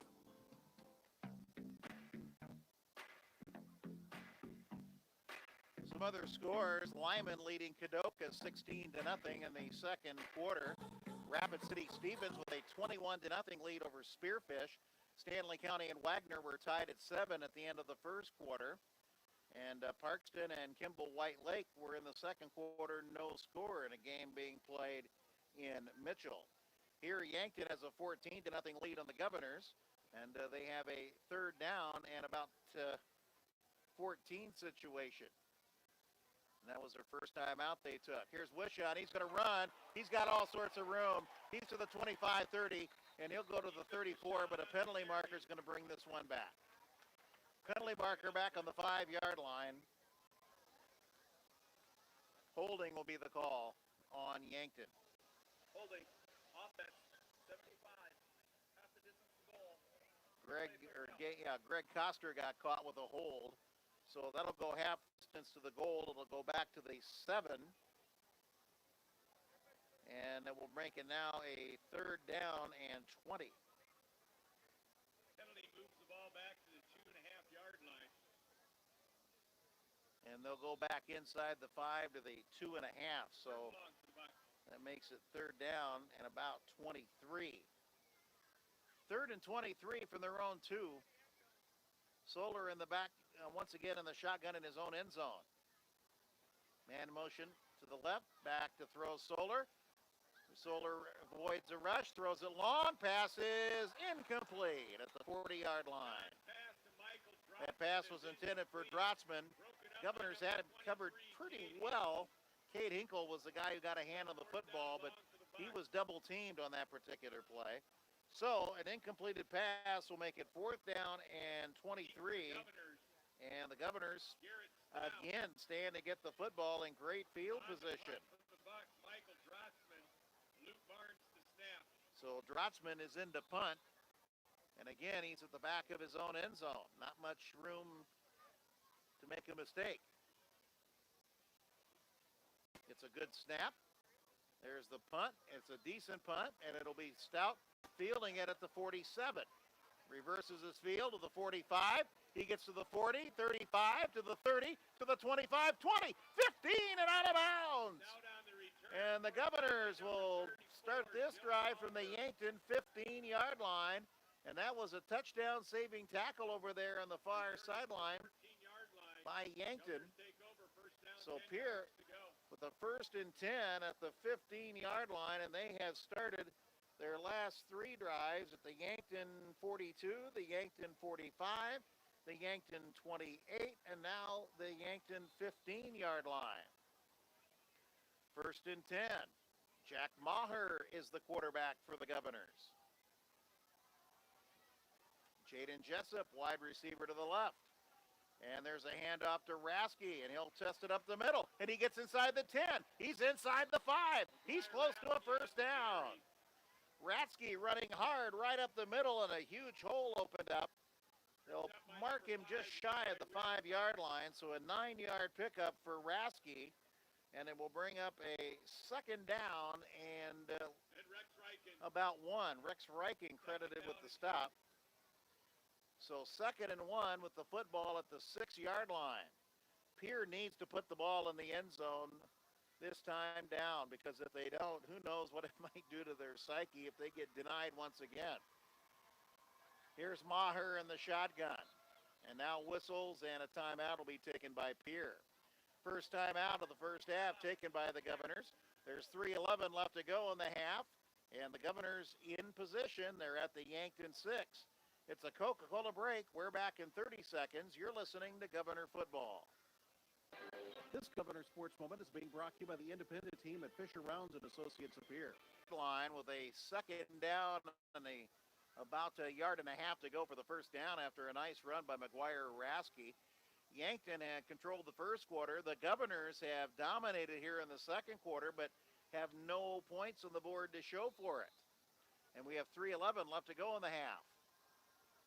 So here is Maher in the shotgun. He has Gageby back there and Rasky on second down and about 1. And Maher will take off running to the right. He'll cut back in. He's inside the 5. He dives to the 2. And that'll be a first down as Maher picks up 4 yards on his second carry of the ball game. Rex Reichen credited with the stop, and it will be a 1st and 10 for Pierre at the 2-yard line. So 1st and goal for the Governors. Maher, the quarterback. Rasky in the backfield. There's a snap. Maher will take it, and he'll get nowhere. He got stood up at the line of scrimmage. Maybe lost a yard. All depends where they place it. There was not much room to run, though. Levi Wiersma and about 4 of his teammates all gathered and brought Maher down, and they put the ball back at the 4, so that is a loss of 2. And that'll make it a 2nd down and 4 at the 4. Maher in the pistol or shotgun at quarterback. 3 wideouts on the left side, 1 on the right. Man in motion, Rasky. There's a snap. There's a handoff to Rasky. Rasky gets around the right side. He's driving for the goal line. He's going to be just short. Rasky's going to be stopped inside the 1-yard line as Yankton was able to look like they were going to corral him, but then Rasky did a nice job. Owen Phillips finally brings him down at the 1. So a 3-yard gain for Rasky, and it will bring up a 3rd down and a yard. 3rd down and 1 from the 1-yard line. Under center now is Maher, and now penalty markers fly. And what will be the call here? The officials will Dead ball. encroachment, so the ball will get a half the distance to the goal line, and it will be put on the half-yard line. And another penalty for the Bucks. So Maher under center. 3rd down, less than a yard. Long snap. He dives it in. And do they give it to him? Yes! Touchdown! Touchdown, Governors! They finally get on the board with 1:31 left to go in the first half. Jack Maher just takes it and goes straight ahead for the score.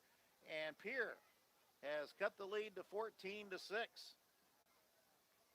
And Carson Mueller will be in to try to cut it in half.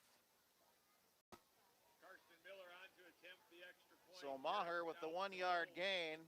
Jack Maher to snap. And the kick is good. And it is a 14-7 Yankton lead with 1:31 left to go in the first half. We'll take a 30-second break and come back for the Governor kickoff.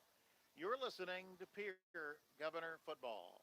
Hi, I am Slade Weller, and I am Pitts Corporation's local branch manager. Pitts Corporation is a commercial architecture, construction management, and construction company serving South Dakota for over 65 years. I am a local peer and have over 20 years of construction experience. With architects, estimators, project managers, superintendents, and a quality group of trade professionals on staff, Pitts Corporation is ideally set up to assist you with future building needs. Please call 223-2440 or stop by our office on Airport Road to set up your initial free consultation.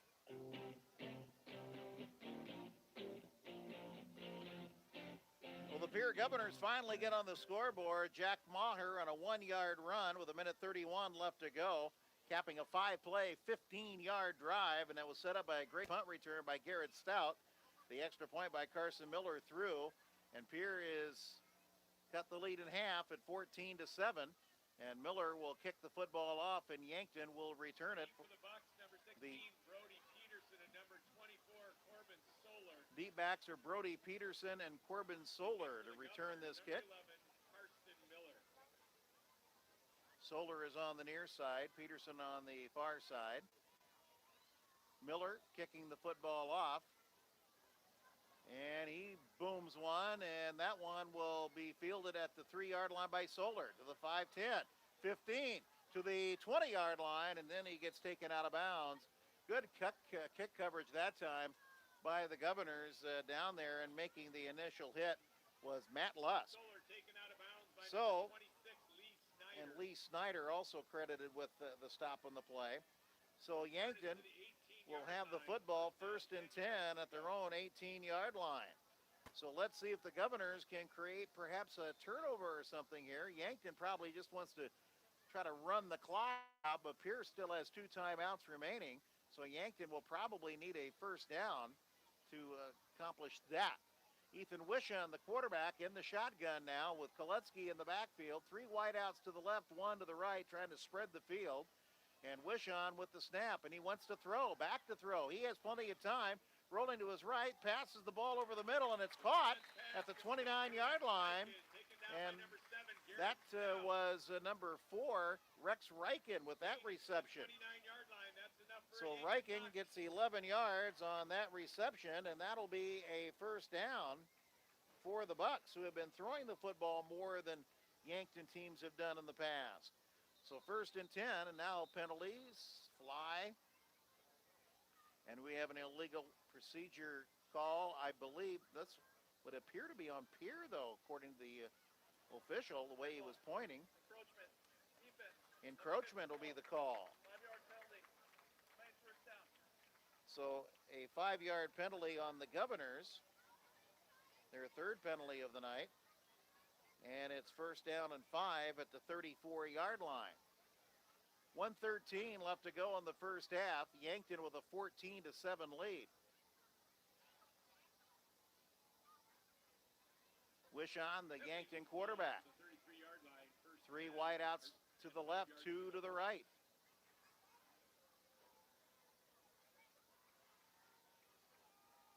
Wishon, nobody in the backfield with him. Taking his sweet time. Now they start the play clock and the game clock. Wishon, there's the snap. Back to throw, near side. Pass caught by Koletsky, and he immediately gets out of bounds. Just a quick pass to Koletsky, and he gets out of bounds at the 36-yard line is where they put him. So a 2-yard pickup for Koletsky on that particular pass play.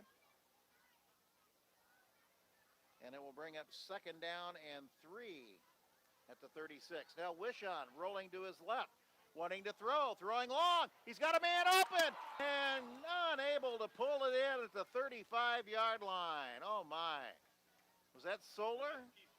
He had, yep, Solar was open at the 35, but he could not pull the pass down. So an incompleted pass and an almost, but no cigar, as the old saying goes, for the Yankton Bucks on that particular play. And now it'll be 3rd down and 3 at the 36-yard line. So 3rd and 3 at the 36. 57 seconds left to go in the 1st half. 3 wideouts to the left, 2 to the right. Wishon, the quarterback, gets the snap. There's a quick pass on the sideline to Koletsky, and he'll step out of bounds at the 40 and get the 1st down on that 4-yard pickup. So Koletsky with his 2nd reception, and a 1st down for the Bucks. So 1st and 10 at the 40-yard line. Clock stop, 53 seconds left to go here in the 1st half. Yankton is in their 2-minute offense. And here come the Governors in the blitz, and there's a pass out in the flat, and it's caught again by Koletsky, and Koletsky again gets taken out of bounds. getting River Iverson from his linebacking spot, getting him out of bounds at the 44-yard line. So a 4-yard pickup. Very safe passes to Koletsky is what Wishon is throwing. So it's 2nd down and 6 at the 44-yard line with 49 seconds left to go in the first half. Wishon back to throw, rolling to his left, throws it over the middle, pass is caught, 45 to the 44-yard line. Miles Sarda with the reception at the 44. That's a 12-yard pickup for Sarda, and that is another first down. 44-yard line. That's enough for another Yankton. So Yankton putting a drive together here in the closing seconds. They're in Pierre territory at the 44 with 40 seconds left to go. And there's a pass to Koletsky over the middle, a quickie. And Koletsky, the pass a little bit behind him, and he could not pull it down. That was just a quick hitter. And Koletsky could not find the handle on it. So an incompleted pass for Wishon, who has not thrown many incompletes. 2nd down and 10. Wishon back to throw, rolling to his left again. Now he dumps a pass, and it's caught on the near far sideline and getting away from a tackler and getting out of bounds. Carbon Solar at the 33-yard line, an 11-yard pickup for Solar, and that is a first down.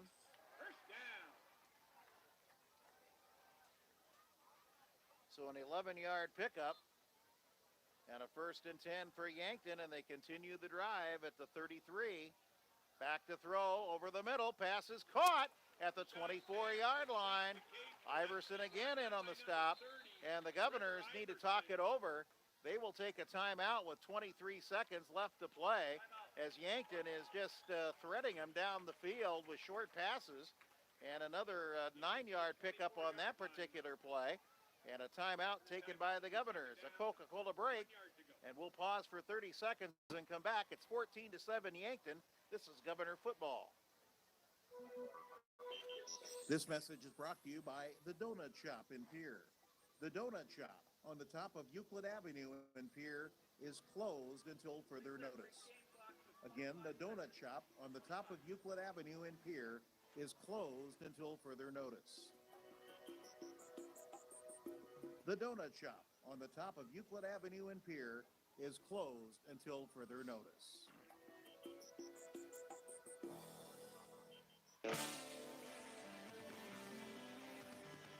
2nd and 1 at the 25-yard line. Well, Pierre was dominating this second quarter. They put a touchdown on the board to cut the lead in half, and now all of a sudden Yankton has caught fire in the closing minute 30 of the half, and they're at the Pierre 24-yard line. And back to throw. Now he steps up. Now he throws, and the pass is almost intercepted. Cade Hinkle was right in front of the intended receiver, and the ball was knocked away, and the receiver over on that far side, Rex Reichen, I think, turned into a defensive back right there. Carbon Solar is incomplete. Or Carbon Solar, rather, the intended receiver. So it's 3rd down and 1. Lee Snyder with a nice job and almost an interception at the 25. Back to throw. Solar over the middle. Pass is caught. It's a first down inside the 10 at the 8-yard line, and the clock stops at the first down. And that was Corbin Solar, Andrew Coverdale in on the stop. And they are now down at the 7-yard line after that 17-yard pass reception. And now whistles, and the officials stop the play. Now they get the ball reset back to the 13-yard line. So it's 2nd down and 10 at the 13. Or check it. That is the 7-yard line. The 7-yard line, there's 13 seconds left to go here in the first half. And now whistles, and Pierre wants a timeout. The Governors will use their final timeout and talk it over. With 13 seconds left to go here in the first half, Yankton with a 14-7 lead, and Yankton is at the Governor's 7-yard line, trying to get into the end zone before halftime. It's a Coca-Cola break. We're back in 30. You're listening to Governor Football. Though we are still enjoying long summer days and plenty of summer heat, fall is right around the corner. Hi, this is Steve Bass from Edgewood and Pierre. Don't wait until it's too late to make arrangements for your loved one for the approaching cold winter months. We are now offering $10,000 off the first year in our private memory care apartments and $6,000 off our studio and one-bedroom apartments in assisted living. To learn more about this limited time offer or schedule a tour, call 494-3400. Again, that's 494-3400. Edgewood, this is home.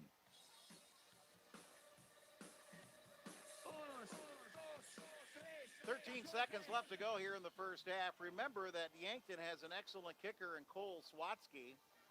So if they don't get it in the end zone via a touchdown route, they could try a field goal to end the half, and they're well within his range. So from the 7-yard line, Yankton will go here at second down and goal with Reichen wide to the right. Koletsky slotted on the right side. Wishon, lone man in the backfield, gets the snap, rolling to his right, throws it into the end zone, and the pass is intercepted at the 2-yard line. Garrett Stout stepping in front of Rex Reichen and gets the first turnover of the ball game, an interception. And the Governors stop Yankton at the goal line with that interception by Garrett Stout, and what a big defensive play that was. And Wishon, very frankly, not a very good pass, as Stout was all over Reichen, and he threw that pass and was going to let Reichen try to make a play, and Stout stepped in front and intercepts. So at the 3-yard line, Pierre will have it first and 10 with no time on the clock. This will be the last play of the first half. And Jack Maher will take the snap. Movement in the defensive line. Nothing doing there, and Maher will just push it ahead out to the 5-yard line. A 3-yard gain there, and that will bring to an end our first half of play. Well, I think we've got the type of game we were expecting. It's close score-wise, but Yankton dominated in the first quarter. The Governors dominate pretty much in the second, and our halftime score on the Gales Gas scoreboard is Yankton 14 and Pierre 7. Let's take a 2-minute timeout. We'll come back with the Lightning Associates Ameriprise Financial halftime show. You're listening to Governor Football. Wish there was a fast and easier way to get your account balances? Sign up for text alerts and give yourself a personalized and convenient way to receive balances. You choose how often and when to receive them. It's that simple. Just another way Oahe Federal Credit Union is making everyday tasks just a little easier. People helping people. Oahe Federal Credit Union. Hey, it's the old top Gator here with Gators Pizza, Pasta, Subs in the Northridge Plaza. Gators is proud of our Repeater Eater punch card promotion that's been going strong since 1987. With qualified purchases, you get a punch, and once your Gators punch card is full, you receive a free menu item. It's just another way we can say thank you for being a Repeater Eater at Gators. And remember, Mondays and Tuesdays are always double punch days. Gators, Pizza, Pasta, Subs in the Northridge Plaza.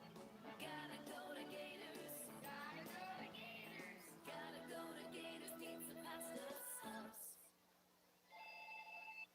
Top of the morning, TMA. This John may help you out.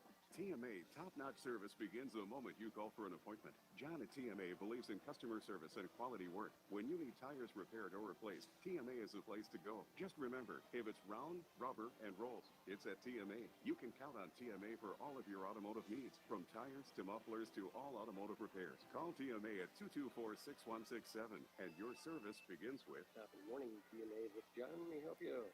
Experience the difference with Pierre Care and Rehabilitation Center. Pierre Care and Rehab is proud of their 5-star overall rating according to Medicare.org, the official regulatory body of nursing homes. Along with their 5-star care center, they provide short-term targeted rehabilitation services, close observation, and skilled nursing after illness or surgery. Now accepting applications for CNA starting at $14.50 an hour after certification. Call 224-8628. Pierre Care and Rehabilitation Center, your pathway to independence.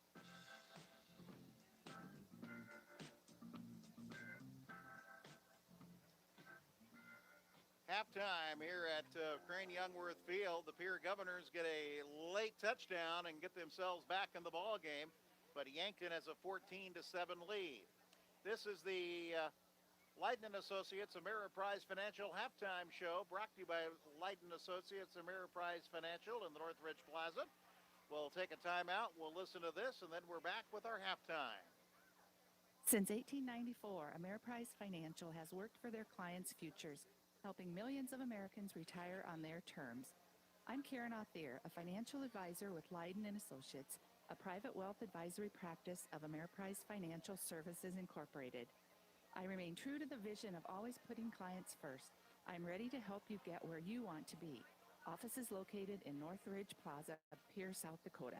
Ameriprise Financial Services Incorporated, member FINRA and SIPC.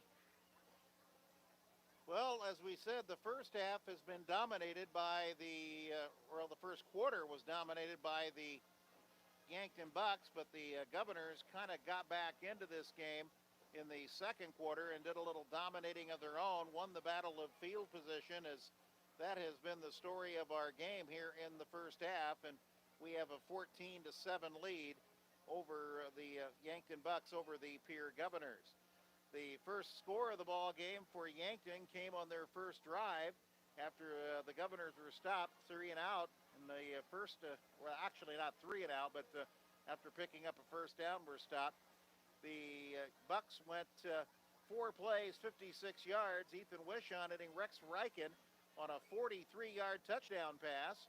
The extra point added, and it was 7-0 Yankton at 8:29. The Bucks would make it 14-0 later in the quarter at 1:41 when Wishon hit Sarda on a 37-yard pass play, and the extra point was good. That's 8-play, 62-yard drive, and our first quarter score: Yankton 14, Pierre nothing. The Governors had their opportunities. They had the football 3 separate occasions inside the 40-yard line and did nothing. But then on the 4th time, they got a nice punt return from Garrett Stout, set themselves up at the 15-yard line, and Jack Maher capped a 5-play, 15-yard drive with a 1-yard run with 1:31 left to go in the half, and the extra point added to make it 14-7.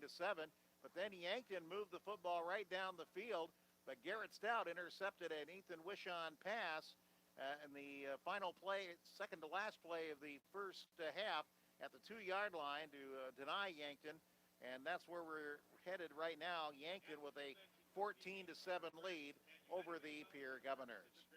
We have more numbers for you. We've got scores. We have an interview with Pierre Lady Governor head volleyball coach Chris Leiden. Still to come as the Leiden Associates Ameriprise Financial halftime show continues in 2 minutes. You're listening to Governor Football.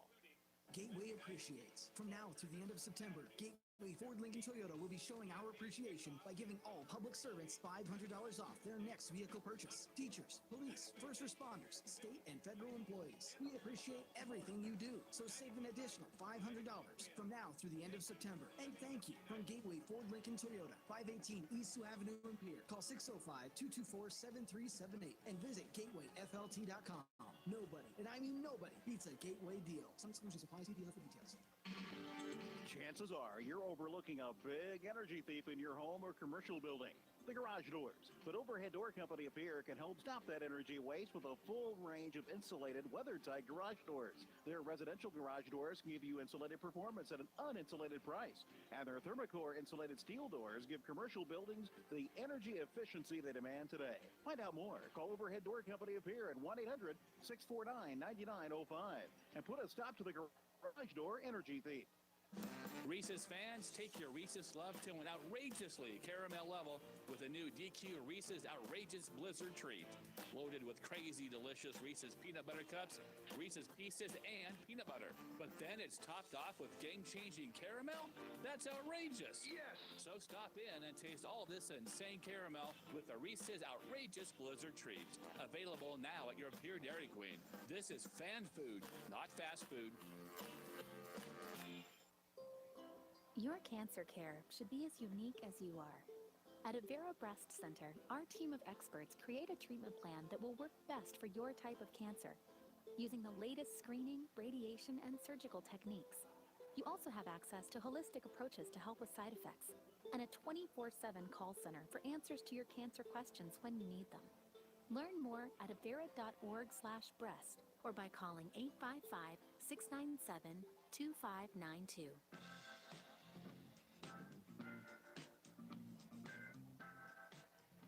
Halftime here at Yankton. Yankton with a 14-7 lead over the Pierre Governors. The way it started out, it appeared it was going to be a lot worse than what it is. The Governors got themselves back into the ball game in that second quarter. Unofficially in the first half, the Governors have been limited to just 17 yards on the ground.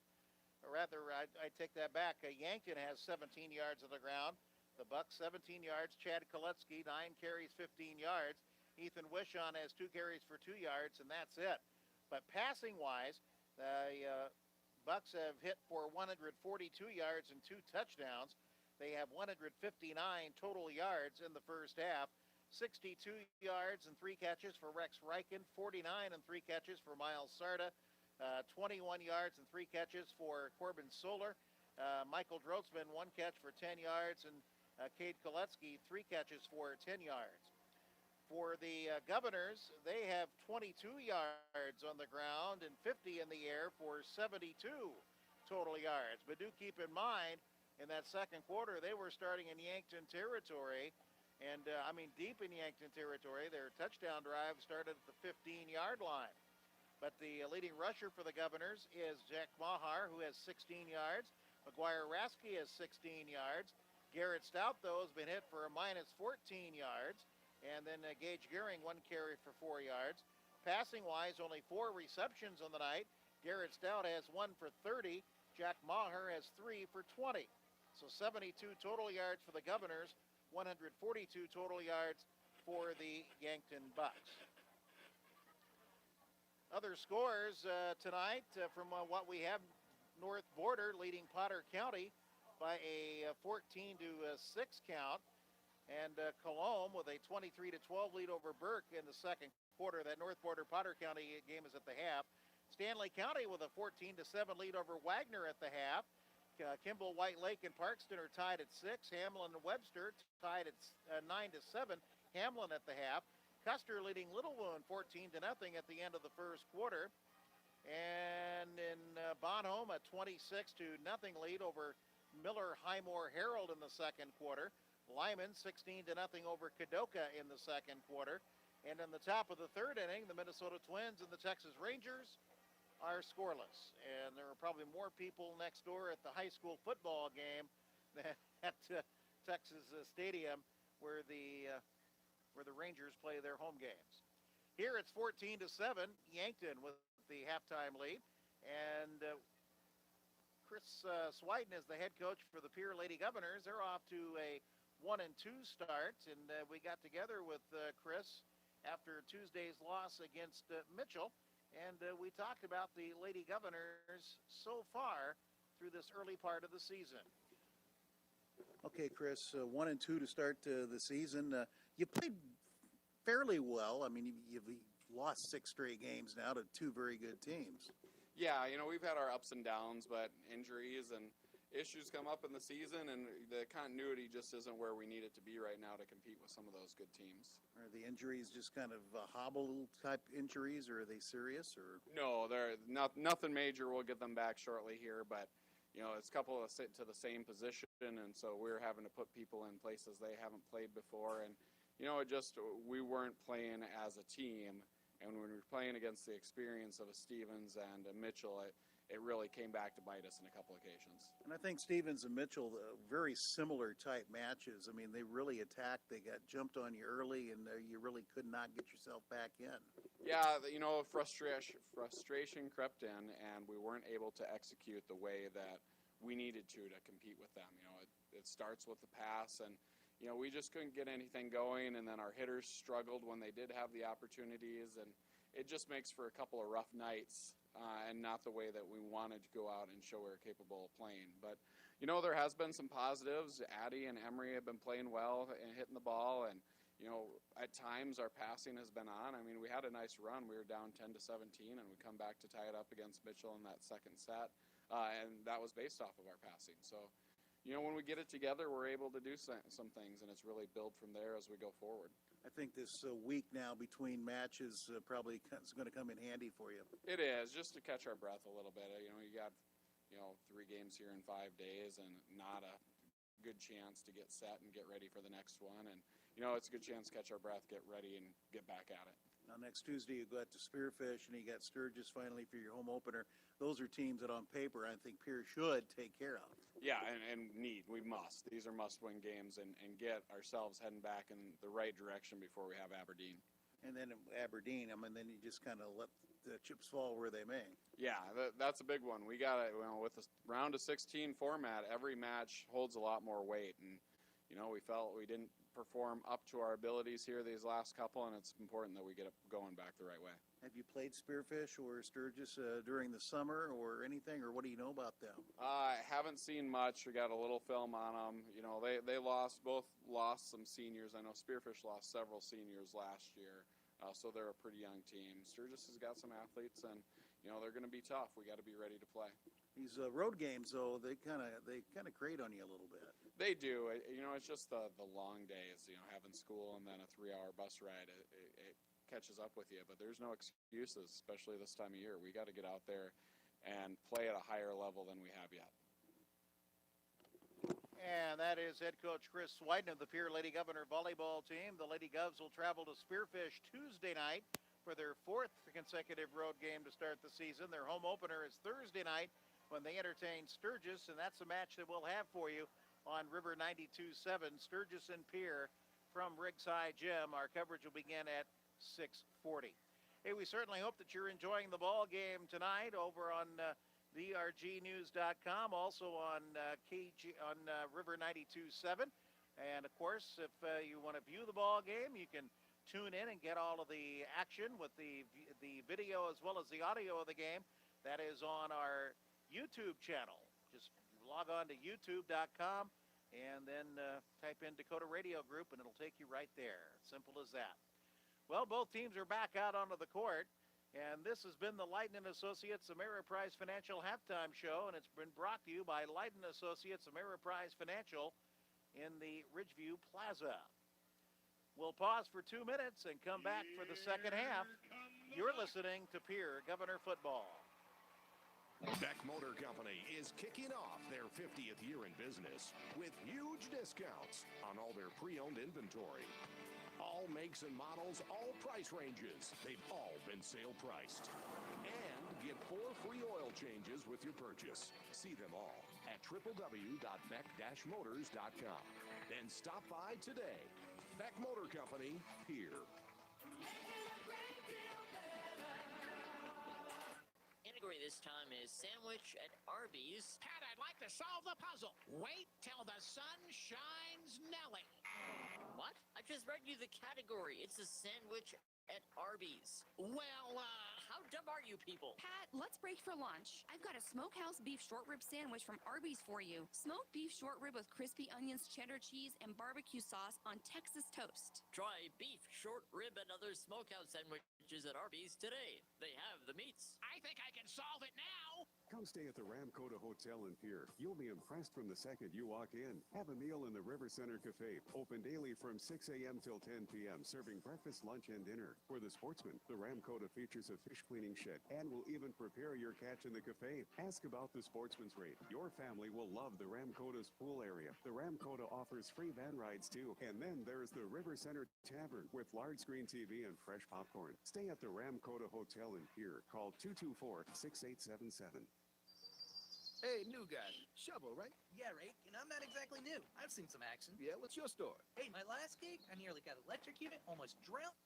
That guy never called 811 to see if it was safe to dig. Our guy calls every time he digs. It's quick and easy. Any tool can do it. Calling 811 gets your underground utility lines marked for free. Hey, safe digging is no accident. Always call 811 before you dig. This message brought to you by Montana Dakota Utilities, in the community to serve.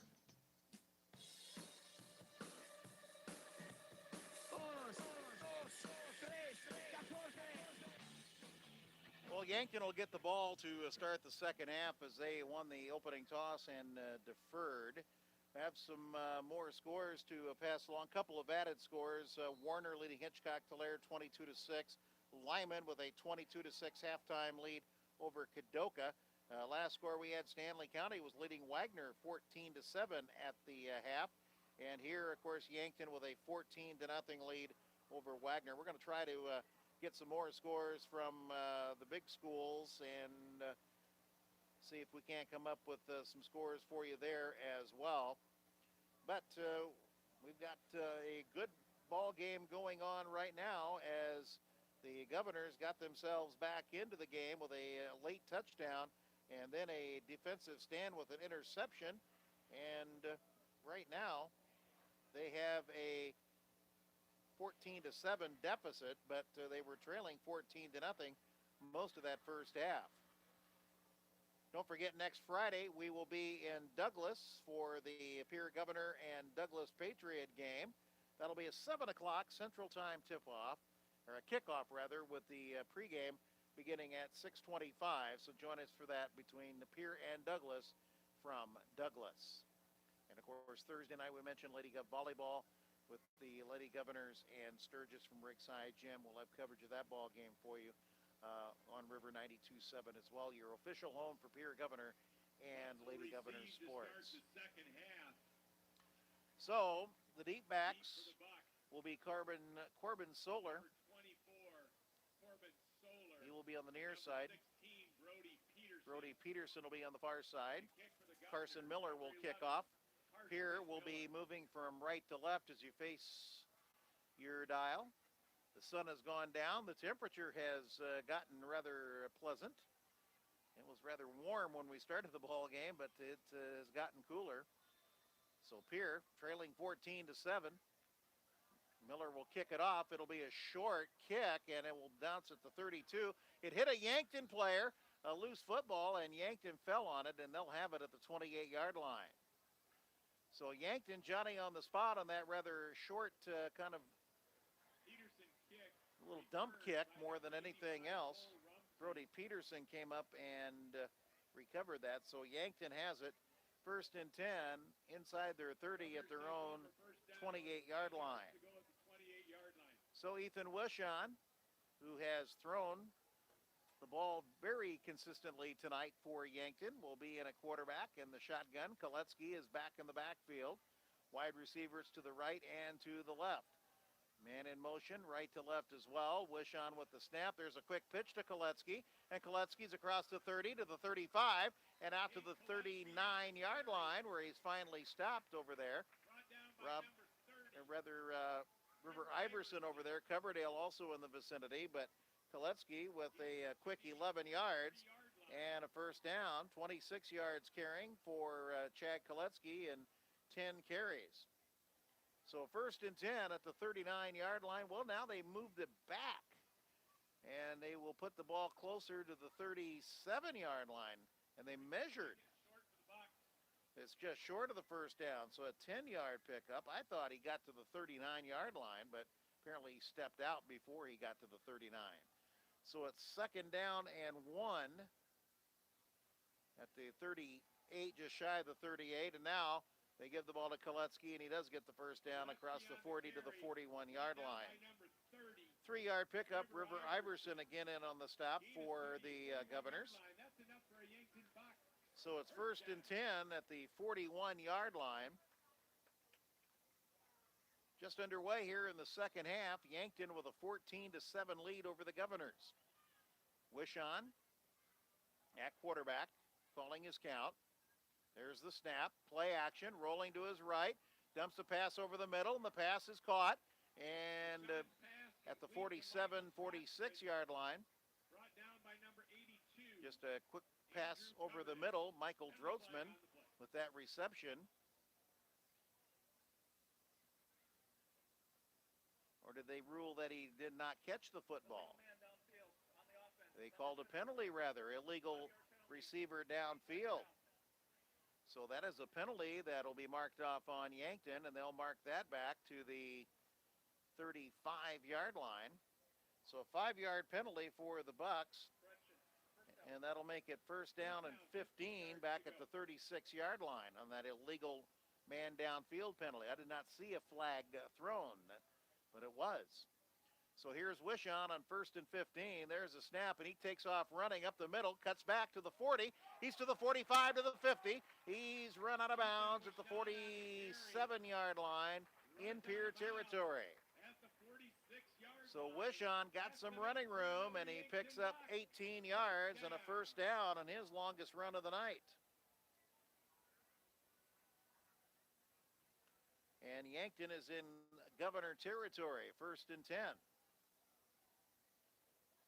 So 1st and 10 at the 46, ball on the far hash mark. There's a snap, hand Koletsky up the middle, and the Governor's waiting for him. He'll be hit for a yard loss. Back at the 47-yard line, Gray Zabel was waiting for him, and Koletsky just had nowhere to go. Gageby also credited with the stop. So a loss of 1 on the play will make it 2nd down and 11 back at the 47-yard line as the Bucks with 2nd down and long. Wide receivers, 2 to the right, 1 to the left. Here's Wilshon, and he'll take off running, and he'll kind of pick a hole and get to the 45-yard line, and that'll be about it. 2-yard gain on that particular play, and that time Nathan Schnabel said, no, you're not going anywhere. So a 2-yard pickup for Wishon, and we'll make it now 3rd down and 9. 3rd and 9 with the football just shy of the 50-yard line. And a big play defensively for the Governors here early in this 3rd quarter. There's 10:13 left to go, and the clock is ticking down. They'll send 3 wideouts to the left, 1 to the right. Wishon calling his count.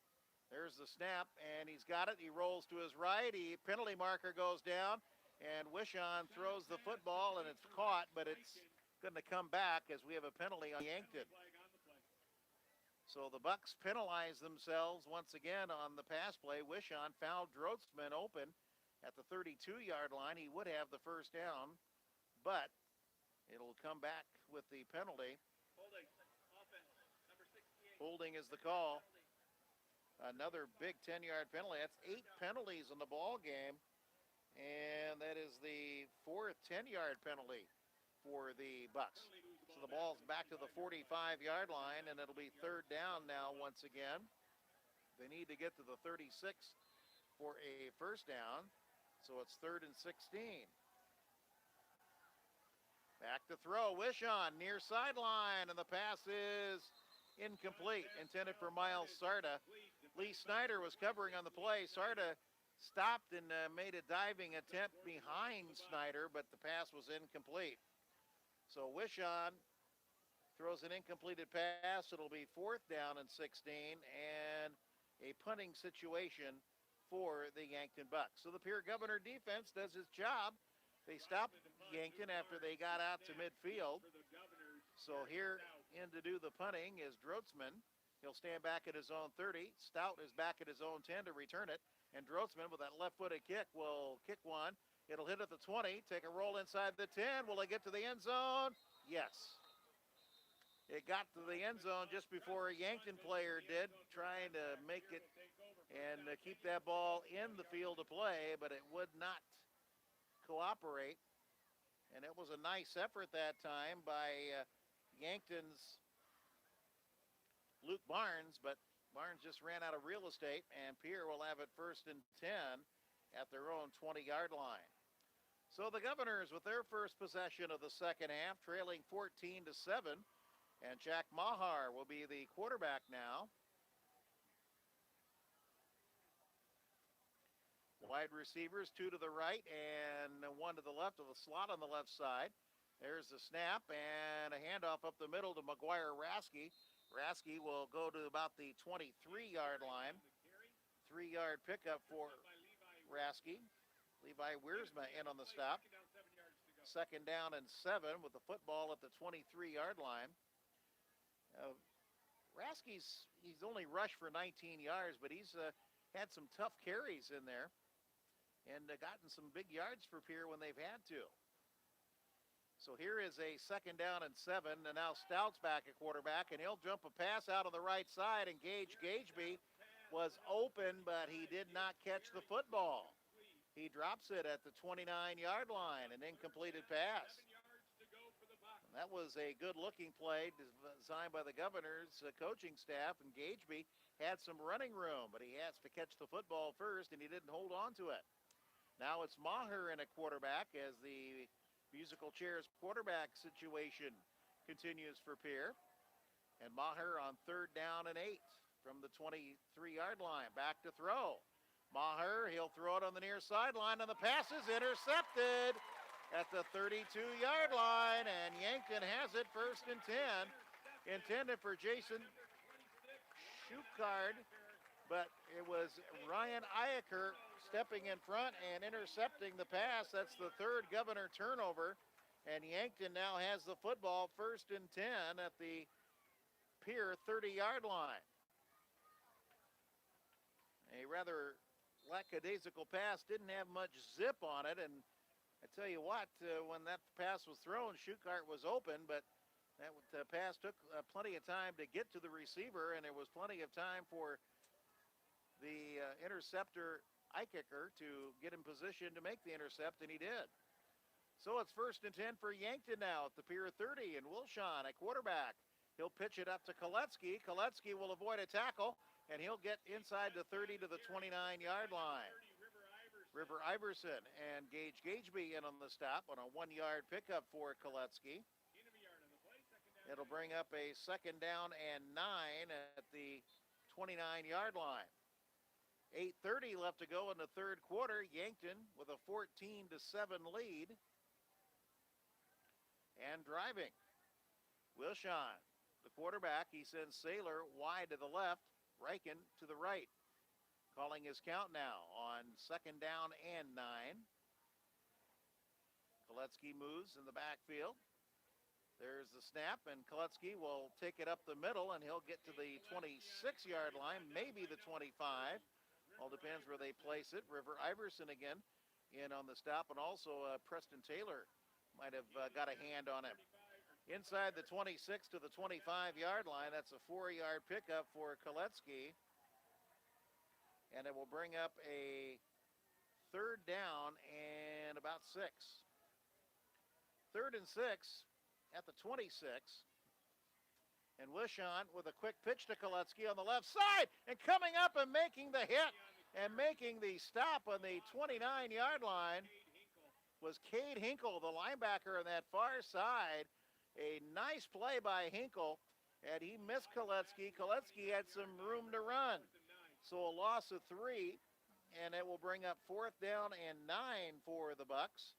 They are deep in the Governor territory, so they have a decision to make, and they will bring Cole Swatsky in to try a field goal.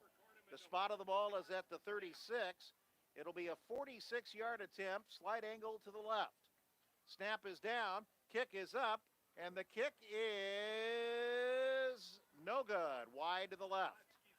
So Swatsky goes wide to the left on that 42-yard attempt, or actually it was a 47-yard attempt. And the Governors will take over on downs at their own 20, 1st and 10.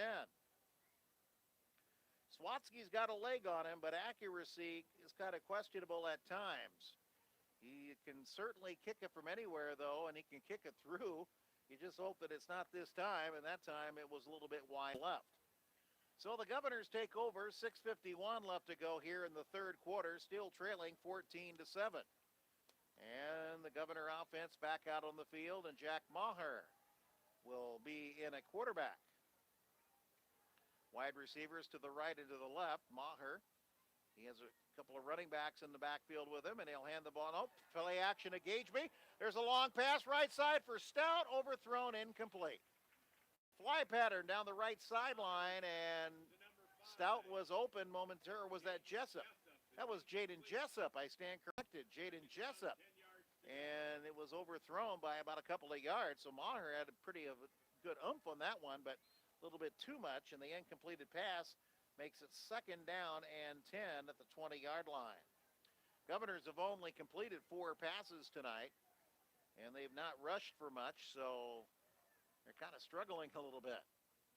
Here's a 2nd down call, and there is Stout who's in there now, and he fakes the handoff, gets the ball out to Gageby in a little pass, and Gageby gets out to the 26-yard line. 6 yards for Gearing on that particular pass play. And Miles Sarda in on the stop, and it'll bring up 3rd down and about 4 for the Governors at their own 26-yard line. 25 is where they put it down now. So a 5-yard pickup on that play, and it will be a 3rd down and 5 at the 25-yard line. Stout, the quarterback. Wideouts to the left and to the right. Now he's checking his wrist in the play call. And there's a snap, and he's back to throw. And he dumps a pass over the middle to Maher. That's complete to the 35 and out of bounds at the 39-yard line, and that's good enough for a first down. A 14-yard pass reception to Jack Maher. And it will bring up a 1st and 10 for Pierre as they keep the drive going and have a new possession of downs. 5:53 left to go here in period number 3. 14-7, Yankton with the lead. Governors with the ball. Stout gives the football to Rasky. Rasky avoids one man, goes up right tackle and gets about 4 yards to the 44-yard line. 4-yard pickup there for McGuire.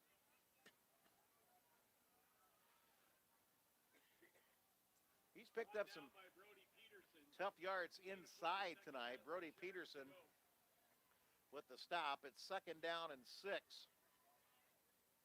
at the 43. I formation. Jaden Jessup wide to the left. There's a bad snap, and it just rolls back, and all Stout can do is fall on it.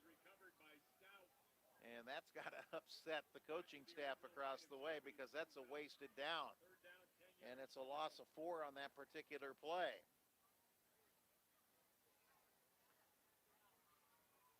So it'll be 3rd down and 10 now from the 39. Pierre not the offensive juggernaut they were last year with Peyton Zabel throwing and flinging passes all over the place. They're more of a run-oriented offense this year, and they've been having trouble getting their ground game going.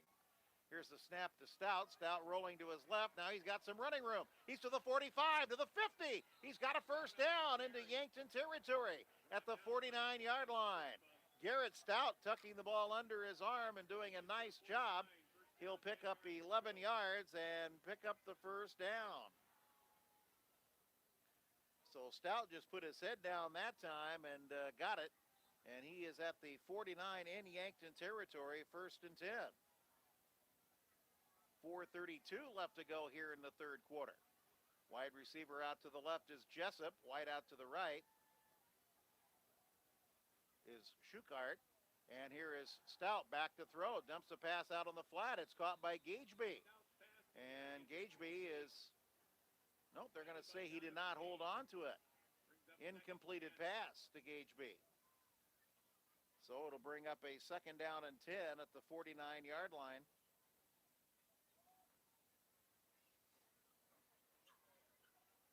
Shukart goes wide to the right, coming out wide to the left. Jessup once again. Stout's the quarterback. Rasky in the backfield. 2 tight ends. 4:13 left to go here in the 3rd quarter. And there's a handoff to Rasky. Left side. He gets away to the 45-40. He's to the 35. He's to the 34-yard line, to the 33, out of bounds. And a first down for the Governors. So Pierre will get a first down. McGuire Rasky with his longest carry of the night, 16 yards, and it comes at an opportune time. And Pierre now inside the 35 at the 33 with a first down, and this is a nice long drive being put together by the Governors. They have 4 wideouts to the right side now.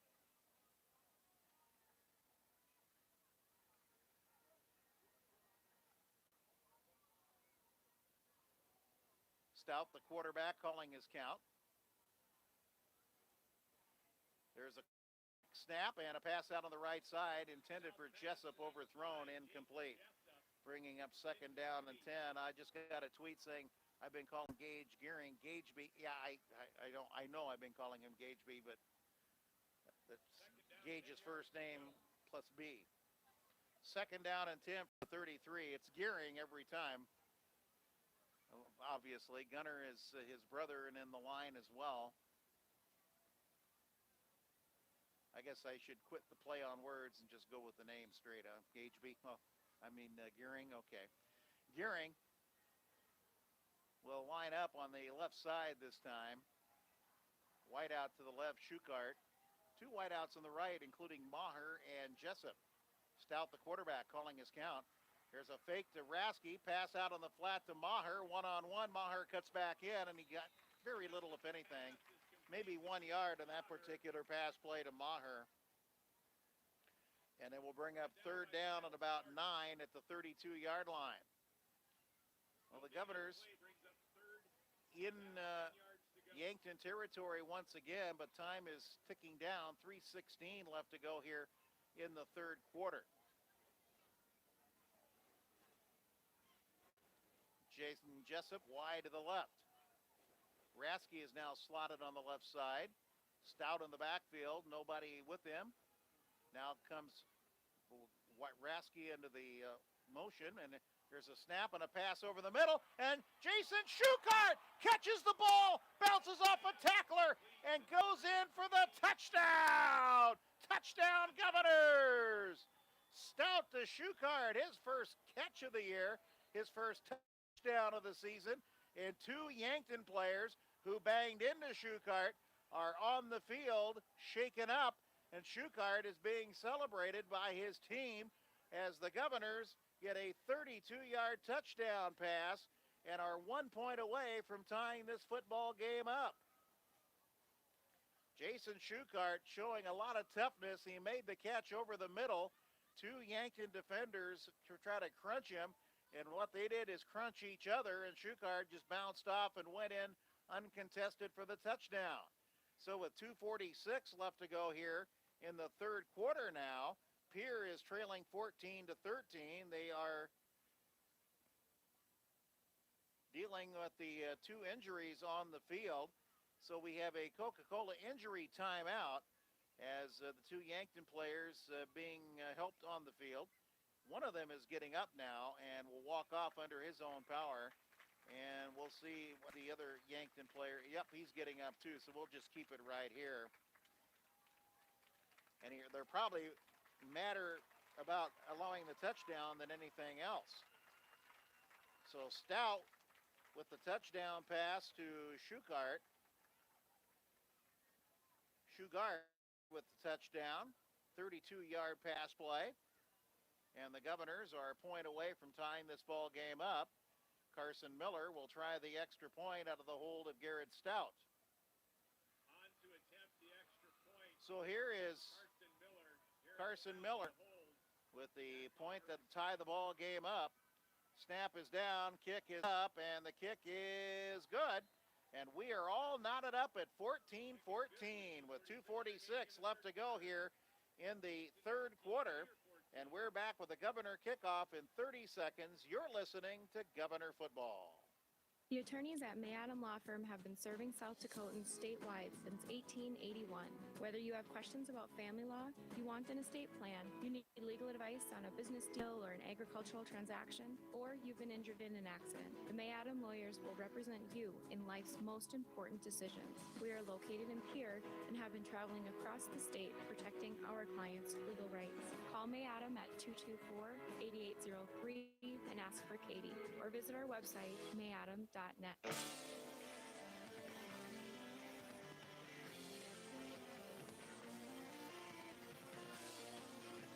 Zane Shukart with a 32-yard touchdown pass, capping an 11-play, 80-yard drive.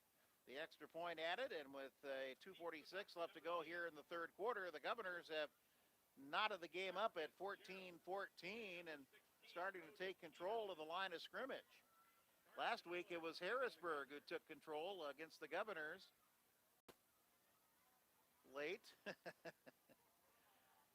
So Pierre will kick off. Carson Miller will tee it up at the 40. The deep backs are Peterson and Solar for Yankton. And Miller will kick it off. And there's a high end-over-end kick, and coming up is Peterson at the 15. He runs to his right. He's to the 20, cuts back into the side to the 30. And almost got a block, but instead he's hauled down at the 33-yard line. Jaden Jessup with the stop. And Yankton will start this drive 1st and 10 at their own 33-yard line. And we will take our 1-minute third quarter heat timeout. It's a Coca-Cola break We've got a 14-14 tie, Pierre and Yankton here at Crane Youngworth Field in Yankton. And we're back in 1 minute. You're listening to Governor Football.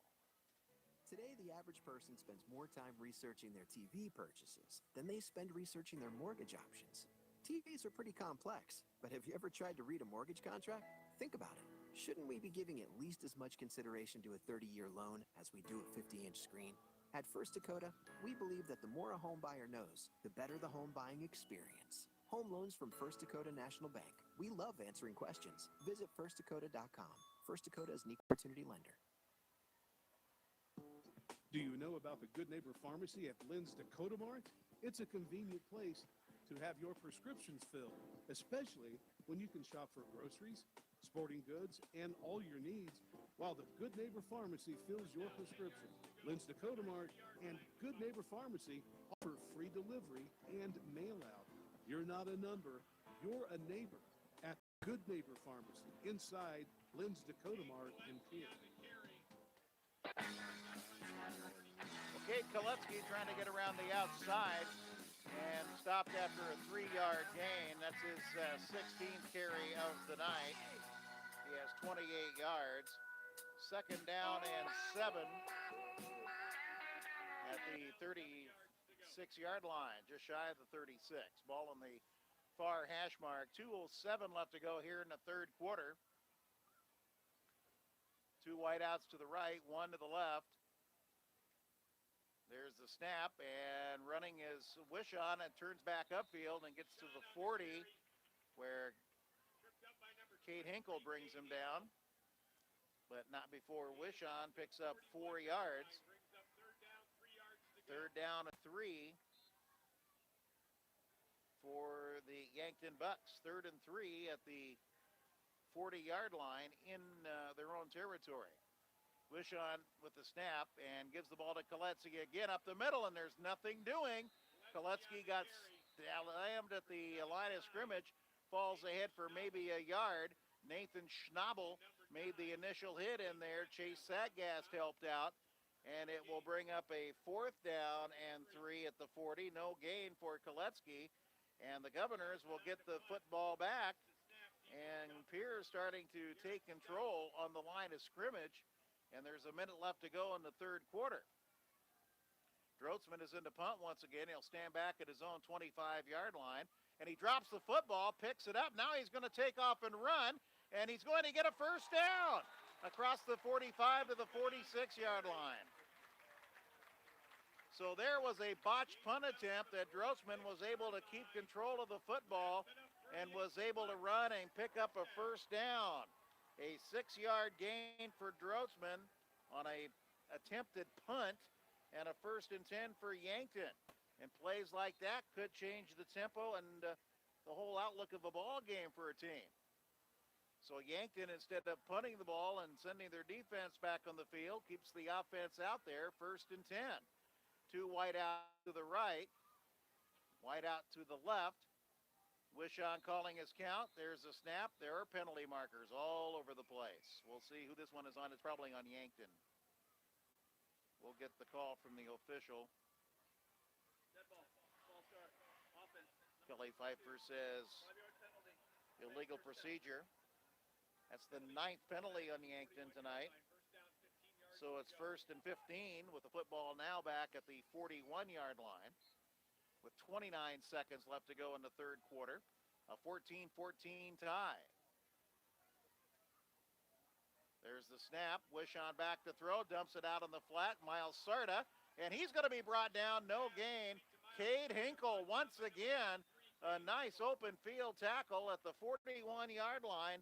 No gain. For Sarda. And it will bring up a 3rd down. And also will bring to an end our third quarter. So 3 quarters are in the books here in Yankton, and our score on the Gales Gas scoreboard is Yankton 14 and Pierre 14. We're back in 30 seconds. You're listening to Governor Football. If your checking account earns little or no interest and charges you ATM fees galore, isn't it time for a new checking account? At Bank West, E-Plus checking customers earn a great interest rate and never pay ATM fees. Can your current checking account do that? Switching to E-Plus is easy. Visit us online at bankwest-sd.bank or work with a friendly staff at one of our convenient locations. Bank West. Convenient, connected, committed. Member FDIC. Pierre Sports Marketing, an important part of Governor Sports on River 92.7. Pierre Sports marketers include Guadalajara Mexican Restaurant, the Iceberg Funeral Home, James River Broadcasting, Dakota Radio Group, Model Law Office, Midco, Olinger Law Firm, Overhead Doors, Watt Designs, Stolken, Peterson, Lingle, and Walti and Jones, LLP, Wegner Auto, Wells Fargo, WR Restaurants, Red Rosa, and Midwest Construction. Thanks for all you do for Governor Athletics. We start the fourth quarter, and there's a pass play over to the right side that is dropped incomplete. Just tried to get a quick pass, and Koletsky could not find the handle. So it will bring up now a 3rd down and 15 at the 41-yard line. Checking into the ball game for the Bucks now is Ethan Wishon. Actually, Wishon went over, got a play from his head coach, and went back out and relayed it in the huddle. So triple wide out on the right side, one wide out to the left on 3rd down and long. Wishon back to throw, rolling to his right, looking to throw down the field and over the middle, and the pass is caught at the 40 and inside the 35, down close to the 30-yard line as they got the ball into the hands. Cade Hinkle made the stop, but they got the football into the hands of Colin Zarbach, and Zarbach has a 1st down for the Bucks at the 31-yard line. 28-yard pass reception, and Yankton now set up deep in Pierre territory. Wishon wanted to pitch the ball, pulls it back, goes around the right end, and will be brought down at about the 30 or 31-yard line. No, they'll give him inside the 30 to the 29-yard line. Hold it. We've got a holding call, and it will bring it back. So it'll be 1st down and 20 back at the 41-yard line. That is the 10th penalty on the night for the Yankton Bucks. And they are penalized, and the ball will go back to the 42-yard line. 11:29 left to go. Kimball White Lake with a 14-6 lead over Parkston in the fourth quarter. 1st down, 21 yards to go. Play clock ticking down. It's 1st down and 20 for Yankton. Ball's resting at the 43-yard line. Wishon. And they'll give it on a sweep. No, Wishon pulls it out and keeps it.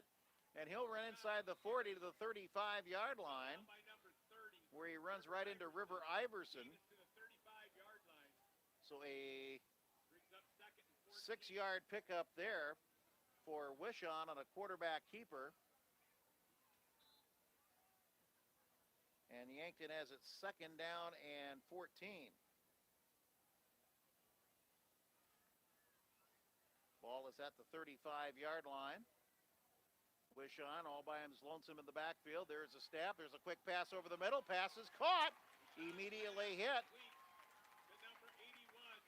And that was Zarbach once again. And he's got a 1st down as they pick up 10 yards in that particular pass play. Actually, it'll be 3rd down and 4 now. 3rd and 4 for Yankton at the 25-yard line. Ball just inside the near hash mark. 2 wideouts to the right, 2 to the left. Wishon, the quarterback, calling his count. Pierre's defense being pressed here. Wishon will keep it, and he will fight ahead to the 20-yard line and apparently have the 1st down. So Wishon with a quarterback keeper just going around the left side. Gageby in on the stop, and not before a 1st down is picked up by Wishon on a 5-yard pickup. And Yankton keeps this drive going. They're at the 20-yard line on another 1st and 10. So 1st and 10 for the Bucks at the Governor 20. They send 3 wideouts to the right. Wishon, again, the only guy in the backfield, so there won't be handing the ball off to anybody. There's a snap, and Wishon will throw it over the middle, and the pass is incomplete. Trying to get the ball to Koletsky on a slant and at the 10, and the pass misses connections, incomplete. Stops the clock with 9:36 left to go here in this fourth quarter. It's second down and 10.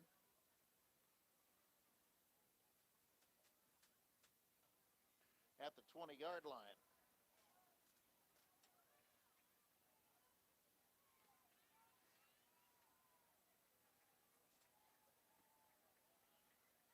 Ball on the near hash mark. Wishon. Now he'll hand the ball up to Koletsky. No, he pulls it back. He throws it over the middle. Caught at the 5 and inside the 5 to the 2-yard line. Nice play action that time. And Lee Snyder makes the stop, but Miles Sarda stopped at the 2. An 18-yard pass completion to Sarda. And it's first and goal for Yankton now at the 2-yard line. And Wishon will give the football off, and they get the ball down to about the 5-yard line. It was at the 7, not the 2. So Schnabel makes the stop on Koletsky as Koletsky picks up a couple. Second down and goal. The football is at the 5-yard line. Wishon again. There's the snap. There's a quick pitch. Koletsky left side cutting back in. He's going to be stopped at about the 3. As Cade Hinkle did a nice job of containing that play as they try to get to the outside. So a 2-yard pickup for Koletsky there. And it will bring up a third down and 3 at the 3. Still lots of time left in this one. 8:28 left to go in the fourth quarter. Tie ball game at 14. Yankton with a third down and goal at the 3. Wishon calling his count. He's got Koletsky in the backfield. Wishon back to throw, rolling to the right, dumps it in, it's incomplete. Nice job, Garrett Stout, getting a hand on that one and knocking it down, as that pass was intended into the end zone for Sarda, I believe. Nope, Drotzman. Drotzman was the intended receiver. So it'll be fourth down and goal now at the 3 for the Governors. Defense. Can they come up with one more play and stop Yankton? Well, Cole Swatsky is going to try to make sure they don't, as he is going to try a 20-yard field goal attempt. Slight angle to the left. Swatsky missed one a while ago. The snap is down on this one, and he kicks it through, and Yankton has regained the lead. So Cole Swatsky with a 20-yard field goal with 8:04 left to go here in the fourth quarter. And it's now Yankton 17, Pierre 14. And we're back with the Yankton kickoff in 30 seconds. You're listening to Governor Football.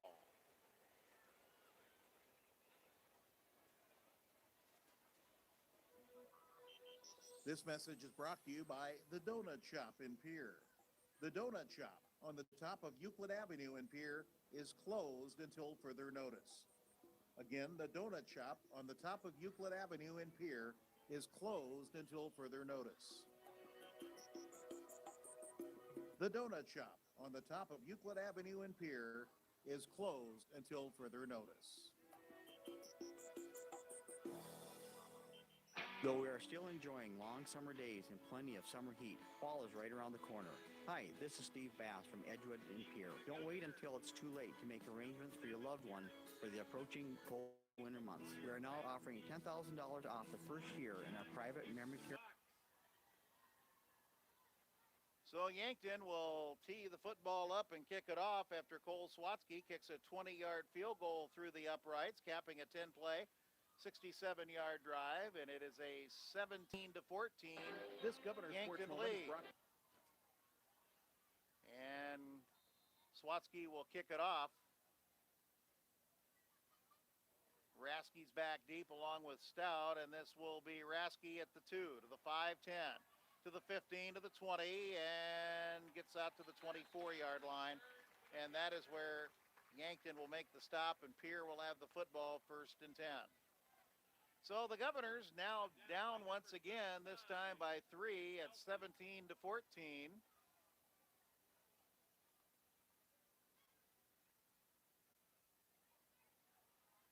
And Garrett Stout will be in a quarterback for Pierre.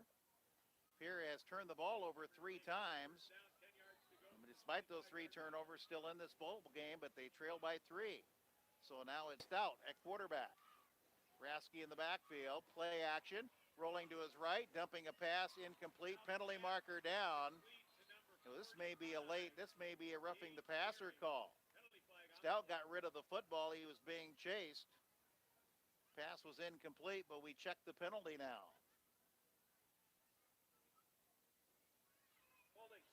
Holding instead on the Governors. So a penalty on the Governors, 10 yards, will put it back to the 14-yard line. It'll be 1st and 20. So 1st and 20 back at the 14 now for Pierre. 7:51 left to go here in the 4th quarter. Wide receiver going out to the right side, and that is Alec Miller at wide receiver to the right. Stout, the quarterback, calling his count with a slot on the left side. Now in motion, Rasky. There's a snap. Rasky took it. He's running around the left side of the 15. He gets to the 19-yard line. Rasky caught the snap as he went in motion and got some yardage out to the 19 or so, about 5 yards. 18 is where they put the ball down. So a 4-yard pickup for Rasky. And it will bring up a 2nd down and 16 situation. 2nd and 16. The ball is at the 18. Stout. Or is that Maher in the backfield now? That's Maher at quarterback in the backfield. There's a snap. Maher back to throw. He's got time, and he throws it long on the near side, and the pass is incomplete. Intended for Garrett Stout at about the 42-yard line. But Stout was looking over his left shoulder. It came over his right shoulder, and he could not get turned around in time. So the incompleted pass stops the clock, and the Governors are faced with a 3rd and 16 now from their own 18-yard line. 7:37 left to go here in the 4th quarter. 17-14, Yankton with a 3-point lead over Pierre in an important 2nd game of the season.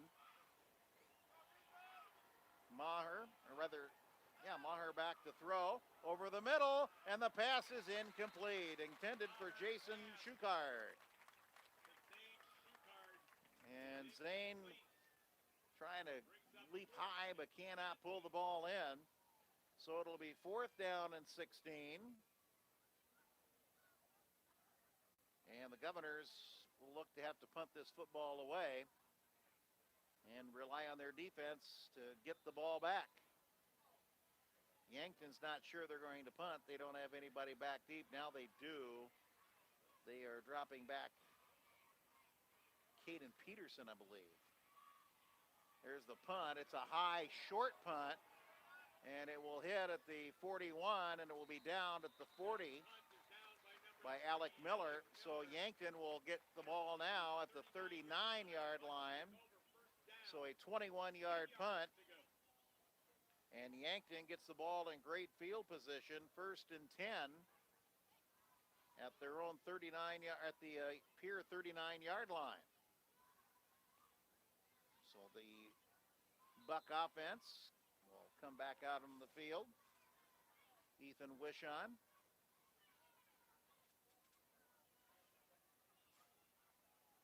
7:21 left to go here in the 4th quarter.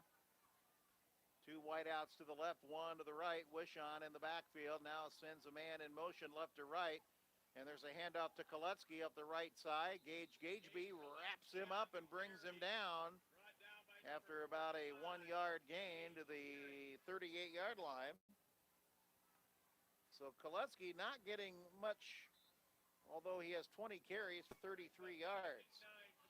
He had over 100 yards last week against Brookings. 2nd and 9 at the 38-yard line. Ball in the middle of the football field. Wishon calling his count. Man in motion left to right once again. There's the snap, and there's a handoff to Koletsky. And Koletsky finds a hole, goes up the middle, and will get down to the 32 or 31-yard line before being hit down. River Iverson credited with the stop. 32 is where they say the knee hit. That's a 6-yard pickup for Koletsky on his 21st carry of the ball game. And it will bring up a 3rd down and 4. 3rd and 4, the football at the 32-yard line in Pierre territory. The clock ticking down, nearing the midway mark of our 4th quarter. Wishon gets the snap, and he hands the ball off, and there's nowhere.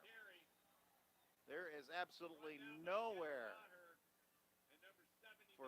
for Koletsky to go as Maher meets him right at the 35-yard line.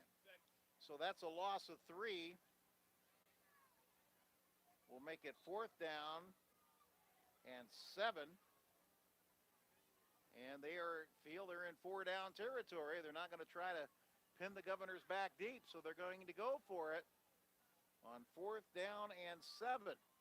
Wishon got a play from the sideline. 2 wideouts to the left, 1 to the right. Wishon. And now a timeout, I think, will be taken by Yankton. 5:22 left to go as Yankton uses a timeout here. So with 5:22 left to go and the Bucks leading 17-14, this is a Coca-Cola timeout. And we're back in 30 seconds. You're listening to Governor Football. This Governor Sports Moment is brought to you by the independent insurance team at Fisher Rounds and Associates of Pierre. Courtney Dowling is arguably the greatest sprinter ever to wear the Lady Governor uniform. Dowling is the first ever athlete to win 3 Gatorade South Dakota Track and Field Athlete of the Year awards. A multi-state champion at the state track and field meet, Courtney Dowling is truly one of Pierre's finest. This Governor Sports Moment has been brought to you by the independent insurance team at Fisher Rounds and Associates of Pierre. Well, Yankton changes their mind on their timeout and decides to punt the football instead, and Drotzman punts it nicely and puts Pierre back inside their own 20-yard line to their own 18. So 5:14 left to go here in the 4th quarter. The Governor is trailing 17-14, and Pierre has the football 1st and 10 at their own 18-yard line. The Governor offense has been adequate tonight. It's been nothing really to shout at. Now we have a heat timeout. Okay. 5:14 left to go in the 4th. This is our 4th quarter heat timeout. A Coca-Cola break. Yankton with a 17-14 lead. And we're back 1 minute. You're listening to Governor Football. Hi, I am Slade Weller, and I am Pitts Corporation's local branch manager. Pitts Corporation is a commercial architecture, construction management, and construction company serving South Dakota for over 65 years. I am a local peer and have over 20 years of construction experience. With architects, estimators, project managers, superintendents, and a quality group of trade professionals on staff, Pitts Corporation is ideally set up to assist you with your future building needs. Please call 223-2440 or stop by our office on Airport Road to set up your initial free consultation. If your checking account earns little or no interest and charges you ATM fees galore, isn't it time for a new checking account? At Bank West, E-Plus checking customers earn a great interest rate and never pay ATM fees. Can your current checking account do that? Switching to E-Plus is easy. Visit us online at bankwest-sd.bank or work with a friendly staff at one of our convenient locations. Bank West. Convenient, connected, committed. Member FDIC. Well, here is Garrett Stout throwing the football. Gageby has it. Gets away at 25-30, 35. He's to the 36-yard line. And the Governors are out of a hole and into the midfield area as they come up with a big pass play on 1st down. As Gageby is hauled out at the 35-yard line for a 17-yard reception. Gage Gearing, way to go, guy. 1st and 10 at the 35-yard line. Wide receiver going out to the right is Coverdale now with Rasky on the right side. Garrett Stout back in a quarterback for Pierre.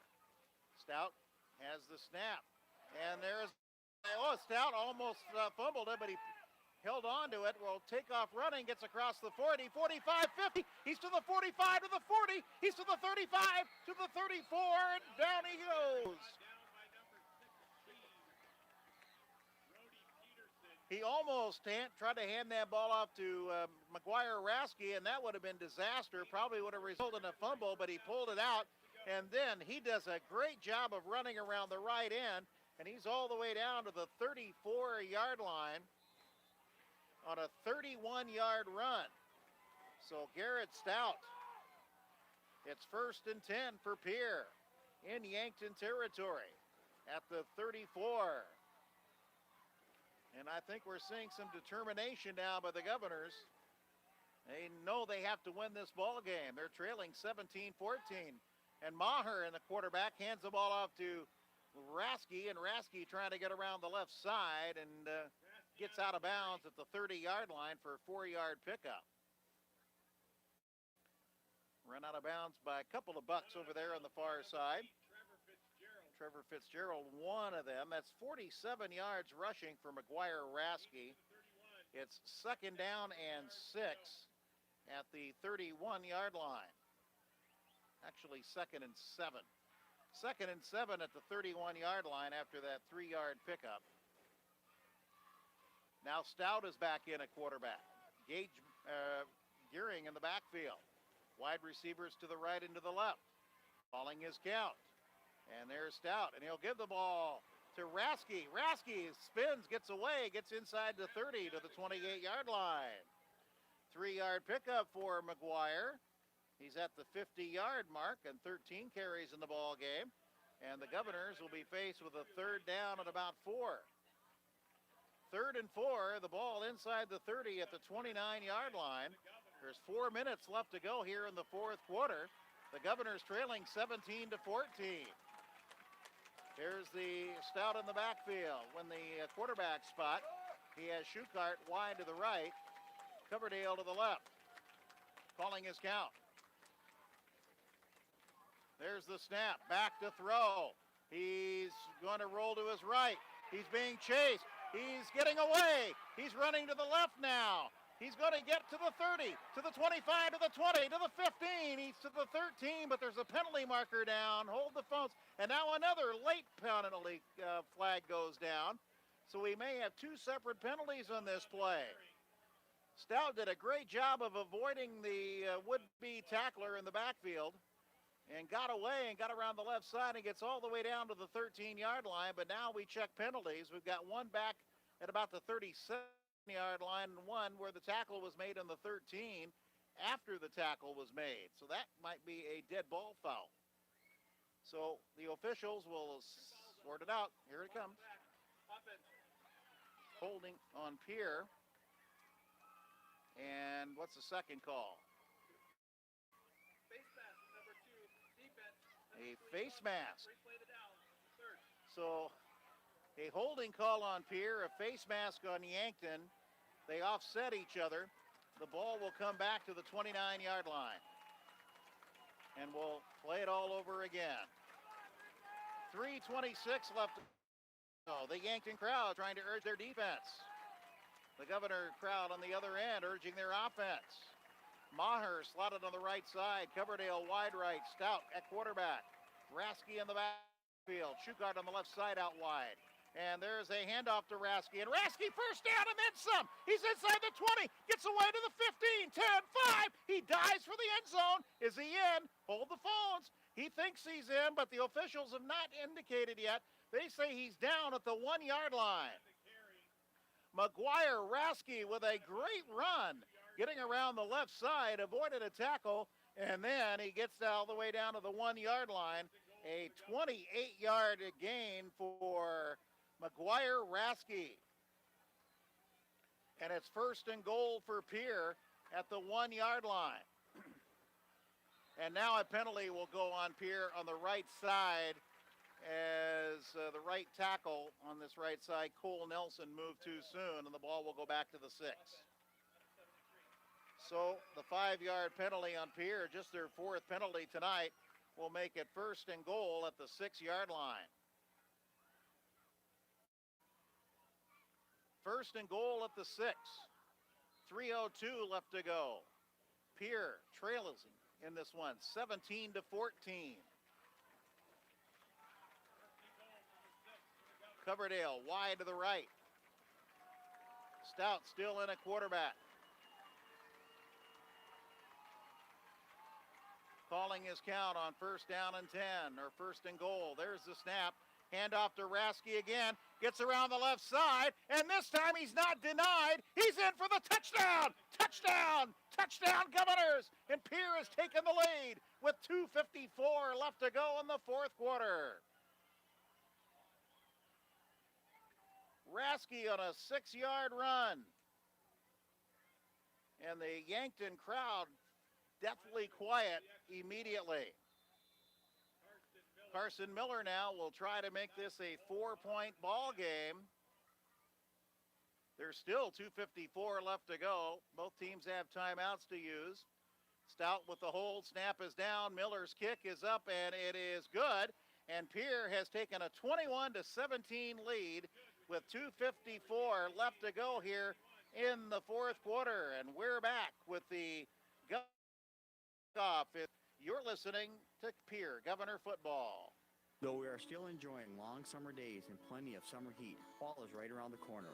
Hi, this is Steve Bass from Edgewood and Pierre. Don't wait until it's too late to make arrangements for your loved one for the approaching cold winter months. We are now offering $10,000 off the first year in our private memory care apartments and $6,000 off our studio and 1-bedroom apartments in assisted living. To learn more about this limited time offer or schedule a tour, call 494-3400. Again, that's 494-3400. Edgewood, this is home.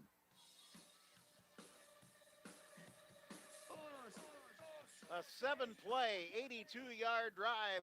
The Pierre Governors.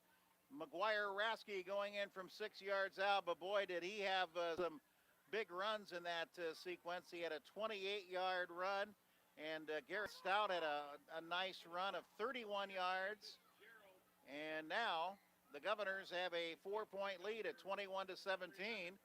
Yankton will get the football back with 2:54 left to go here in the 4th quarter.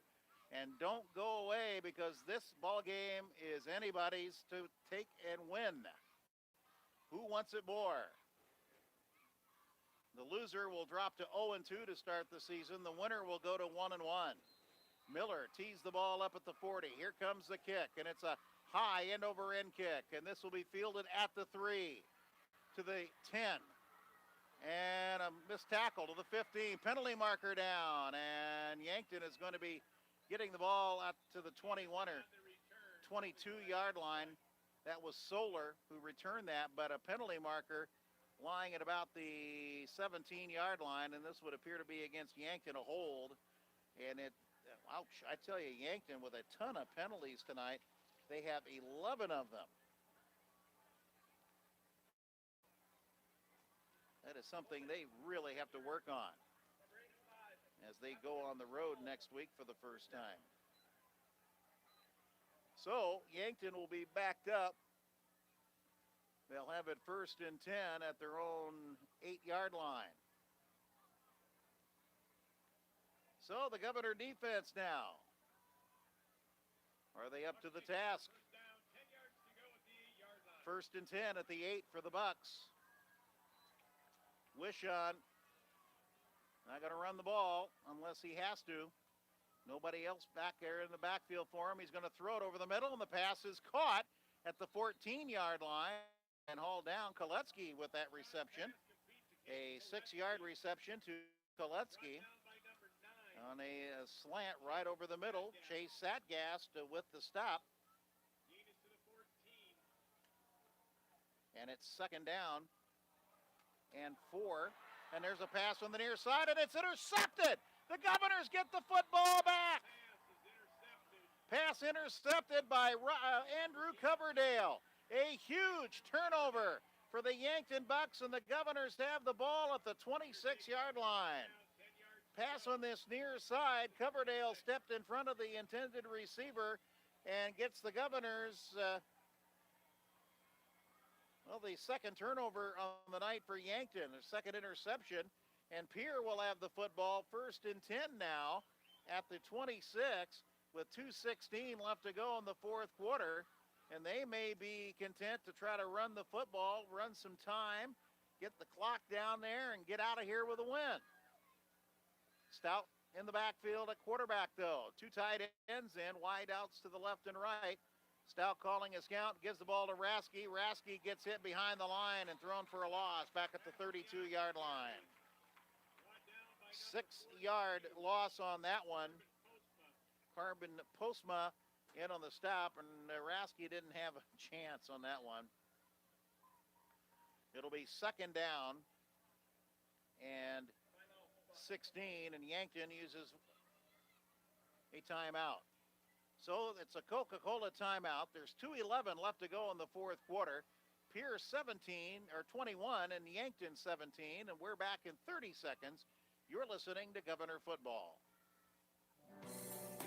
For a limited time, Oahe Federal Credit Union is having a certificate special with a 1 or 2 year rate of 2.25% APY or a 6-month certificate with 1.75 APY.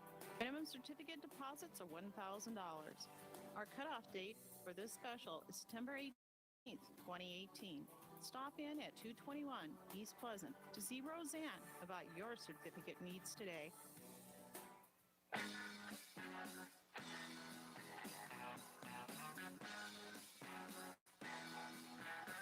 Other scores, Lyman leading Kadoka 30-22. Woonsocket Wessington Springs beaten by Mount Vernon Plankinton 48-13. Hamlin beat Webster 15-13. The Governors have a 21-17 lead, and they have the football with a second down and 16 at their own 32-yard line. Wideouts to the left and to the right. Stout, the quarterback, he's going to take off and run, and he's going to get to the 30 inside to the 28-yard line, and he gets those 6 yards back. And Dylan Olver in on the stop. And Yankton will use another timeout. The Governors will be facing 3rd and 10 at the 26-yard line. Or that's 28. It's a 4-yard pickup, so it'll be 3rd and 12. And 4 yards there for Garrett Stout. And Yankton uses their timeout. We'll just keep it here with 2:05 left to go here in the fourth quarter. This is an important ball game. Both these teams lost last importance on it for seeding purposes for the playoffs already. It's only the second game of the season.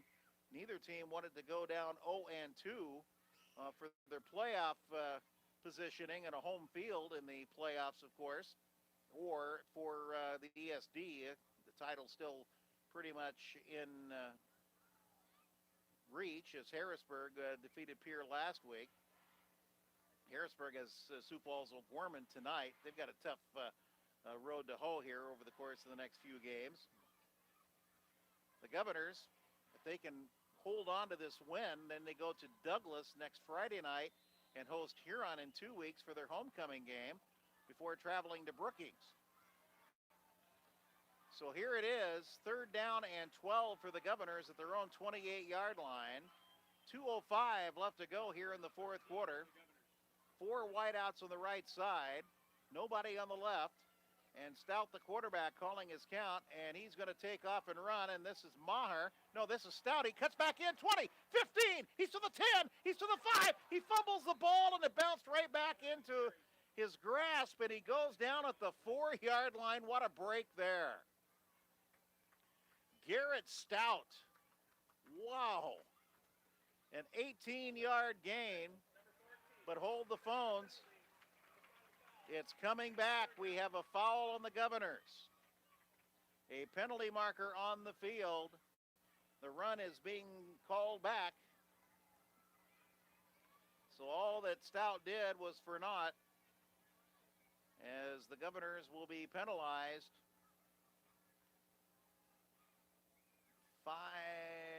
10 yards on that holding call. That's their 5th penalty of the night. And the ball is back at the 42-yard line. It happened at the 32, so It'll now be at the 37-yard line. Third down and long. Third and about 23. Clock is stopped, a minute 55 left to go. Maher is in at quarterback now, I believe. There's a snap. Nope, it's Stout. No, it's Maher. And he throws it over the middle. And the pass is caught. It's Stout. 15. He's to the 10. He's to the 8-yard line. And it's a first down for the Pierre Governors on a perfect pass from Jack Maher to Garrett Stout over the middle. Oh, my goodness. A huge pass reception play, 28 yards down to the 9-yard line, and Yankton will have to use their final timeout. Garrett Stout with his second reception of the night, and it could not have come at a bigger time. As he gets the ball down to the 9-yard line, Pierre has it first down and goal at the 9, and Yankton has had to use their final timeout. It's a Coca-Cola break, a minute 45 left to go in the fourth. Pierre 21, Yankton 17. We're back in 30. This is Governor Football. Hey, it's the old top Gator here with Gators Pizza Pasta Subs in the Northridge Plaza. Gators is proud of our Repeater Eater punch card promotion that's been going strong since 1987. With qualified purchases, you get a punch, and once your Gators punch card is full, you receive a free menu item. It's just another way we can say thank you for being a Repeater Eater at Gators. And remember, Mondays and Tuesdays are always double punch days. Gators Pizza Pasta Subs in the Northridge Plaza. Gotta go to Gators. Gotta go to Gators. Gotta go to Gators Pizza Pasta Subs. First and goal for the Governors at the 9-yard line, and Yankton is out of timeouts. A minute 45 left to go, and I would say Pierre is going to play it safe here. Although a touchdown would be big. Stout will hand the ball off to Rasky, and Rasky will go up the middle, and he is fighting for yardage, and he'll get down to the 7. So a 2-yard pickup for McGuire. Rasky gets him back up to the 80-yard range on 17 carries. He's been the workhorse in the Governor's backfield tonight. Donovan Bain with the stop. It's second down and goal. The ball is at the 7. The clock is ticking down, and there's nothing Yankton can do about it. A minute 15 left to go here in the fourth quarter. Pierre 21, Yankton 17, as Pierre rallies with a touchdown midway through the fourth quarter. There's the snap. Oh, Stout turned to his left. He wanted to hand the ball off to Rasky, and Rasky went to the right. A little misconfusion in the backfield, and then a penalty marker comes into play, and that stops the clock, and that's something that the Governor did not need. Holding on Pierre. Gray Zabel got caught, and the penalty flag sitting back at the 8-yard line, so they'll mark it off from there. With 57 seconds left to go. And Yankton declines the penalty. So the ball is now down at the 3-yard line. It will bring up a third down and 3. So Yankton declines the penalty. Here at the 3-yard line on third down, there's a snap back to throw. And Stout is rolling to the left, and he is going to go in. Close to the goal line. He's going to be just short at about the half-yard line. A 2-yard gain for Stout there.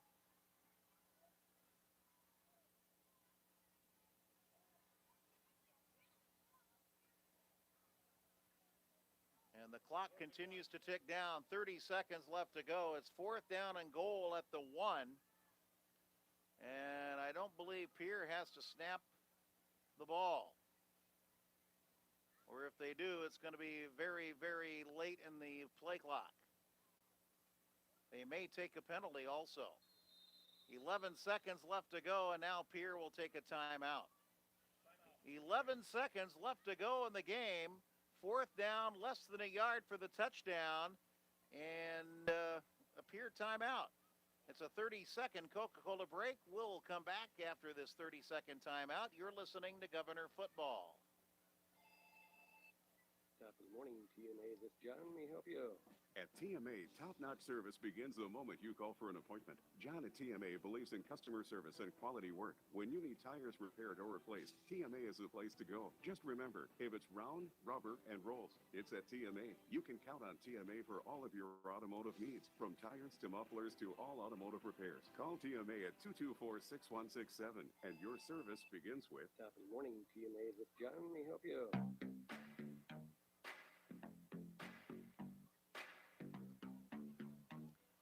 11 seconds left to go in the game. Pierre with a fourth down, less than a yard at the 1-yard line. If they can score the touchdown, the game is over. They would probably like to run a play that lasts at least 11 seconds. Run around in the backfield and pitch it back and forth, perhaps. Yankton needs a stop and a miracle. Stout is wide right. Mahar is in there. Shukart is in the backfield now as a fullback. Mahar will keep it and score the touchdown, I believe. Do they give it to him? Yes. Jack Mahar, a touchdown for the Governors. Touchdown, Pierre. And the icing on the cake as Pierre is going to leave Yankton with an 10 or 11 point victory as Pierre scores 14 fourth quarter points, and they score it in the final 2 minutes and 54 seconds to come out of here with the win. Jack Mahar with his second touchdown run of the night. Miller will try to add the extra point. It's up and it is good. It's 28-17. Pierre with an 11-point lead, 8 seconds left to go. We're back with the Governor kickoff in 30 seconds. You're listening to Governor Football. Experience the difference with Pierre Care and Rehabilitation Center in Pierre. Pierre Care and Rehabilitation Center is proud of their 5-star overall rating according to Medicare.org, the official regulatory body for nursing homes. Along with their 5-star care center, they provide short-term targeted rehabilitation services and skilled nursing care after illness or surgery. Our goal is to restore strength and confidence to get you to return to living the life you desire. Call 224-8628. Pierre Care and Rehabilitation Center, your pathway to independence. 8 seconds left to go in the ball game. The Pierre Governors score a clinching touchdown. Mahar on a 1-yard run. Jack Mahar a 1-yard run. 8-play, 74-yard drive. 28-17. Pierre with the touchdown and the win. With 8 seconds left to go, that's all that's left to make it official. High short end kick for Miller. It bounces on the 11. It bounces away from the Yankton receiver who picks it up at the 15, and he gets hit back at the 14. 5 seconds left to go. Brody Peter Solar, I guess, was the man that picked it up and got hit at the 14. So Yankton will have one more play with 5 seconds left to go, and I'm sure it's going to be a pass play. They're going to try to perhaps come up with a big play and score a touchdown. As I saw the quarterback, Lishon, kind of get that arm ready. He's back there in the backfield all by his lonesome. There's a snap. He's back to throw. He's throwing long on the far right side, and the pass is tipped away, incomplete. The game is over. The Governors win. The Governors break a 2-game losing skid in Yankton and come out of here with a 28-17 win over the Yankton Bucks. An important win for Pierre and a loss that Yankton really could not, they will still play, but they're going to have their work cut out for them now the rest of the season. The final score on the Gales Gas scoreboard tonight from Yankton. The Pierre Governors 28, the Yankton Bucks 17. And we're back with the McDonald's post-game show after this 2-minute timeout. You're listening to Governor Football. Our category this time is Sandwich at Arby's. Pat, I'd like to solve the puzzle. Wait till the sun shines, Nelly. What? I just read you the category. It's a sandwich at Arby's. Well, How How dumb are you people? Pat, let's break for lunch. I've got a smokehouse beef short rib sandwich from Arby's for you. Smoked beef short rib with crispy onions, cheddar cheese, and barbecue sauce on Texas toast. Try beef, short rib, and other smokehouse sandwiches at Arby's today. They have the meats. I think I can solve it now. Come stay at the Ramkota Hotel in Pierre. You'll be impressed from the second you walk in. Have a meal in the River Center Cafe, open daily from 6 a.m. till 10 p.m., serving breakfast, lunch, and dinner. For the sportsman, the Ramkota features a fish cleaning shed and will even prepare your catch in the cafe. Ask about the sportsman's rate. Your family will love the Ramkota's pool area. The Ramkota offers free van rides too. And then there's the River Center Tavern with large screen TV and fresh popcorn. Stay at the Ramkota Hotel in Pierre. Call 224-6877. Hey, new guy. Shovel, right? Yeah, right. And I'm not exactly new. I've seen some action. Yeah, what's your story? Hey, my last gig, I nearly got electrocuted, almost drowned. That guy never called 811 to see if it was safe to dig. Our guy calls every time he digs. It's quick and easy. Any tool can do it. Calling 811 gets your underground utility lines marked for free. Hey, safe digging is no accident. Always call 811 before you dig. This message brought to you by Montana Dakota Utilities, in the community to serve. The attorneys at Mayadam Law Firm have been serving South Dakotans statewide since 1881. Whether you have questions about family law, you want an estate plan, you need legal advice on a business deal or an agricultural transaction, or you've been injured in an accident, the Mayadam lawyers will represent you in life's most important decisions. We are located in Pierre and have been traveling across the state protecting our clients' legal rights. Call Mayadam at 224-8803 and ask for Katie, or visit our website, mayadam.net.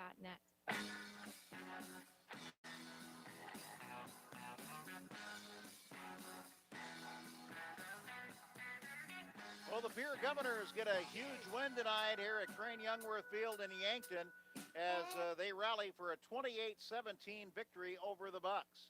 You're listening to the McDonald's postgame show. It's brought to you by the folks at McDonald's in Pierre. Let's listen to this from your friends with McDonald's, and then it's on with the postgame. McDonald's in Pierre is hiring. This is Stacy Lee, the general manager of the Pierre McDonald's. We are offering flexible scheduling, advancement opportunities, along with great wages. McDonald's in Pierre wants you. McDonald's in Pierre is looking to add more talent starting at $10 an hour. Plus, McDonald's Archways to Opportunity provides eligible employees online program to get your high school diploma for free. Tuition assistance up to $3,000 a year and scholarships. Apply online at mcdonalds.com/careers or stop in at McDonald's in Pierre.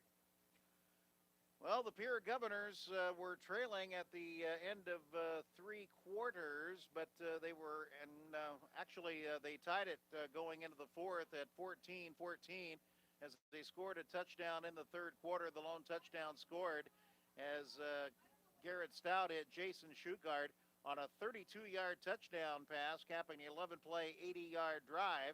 And the Governors had a 14-14 tie going into the fourth quarter.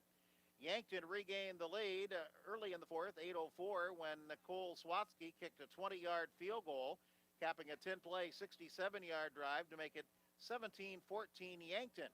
But the Governors came back, and at 2:54, it was McGuire Rasky going from 6 yards out, capping a 7-play, 82-yard drive, and a 21-17 Governors lead.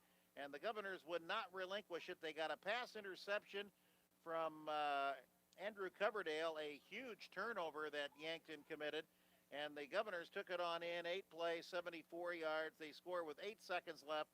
Jack Maher in a 1-yard run, and the Governors have the victory tonight by a final score of 28-17, their first win in their last three trips now down here to Yankton. So they get back into the win column here at Crane Youngworth Field.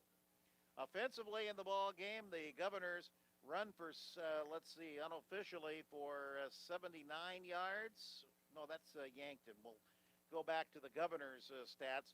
The Governors run the ball for 137 yards. McGuire Rasky, his coming out party tonight, he had 17 carries for 80 yards rushing. Garrett Stout was next in line with 30. Jack Maher was 17. 137 yards rushing for the Governors, 111 yards through the air, with 35 of those coming to Jack Maher. Zane Shukart with that 32-yard touchdown pass. 248 yards of total offense for the Governors. The Bucks, meanwhile, unofficially had 79 yards rushing, 186 yards passing for 265 total yards as the Pierre defense kind of shut Yankton down for the most part after that first quarter. Yankton scored on their first two possessions, and the Governor defense came up big the rest of the way, limiting Yankton to just a field goal.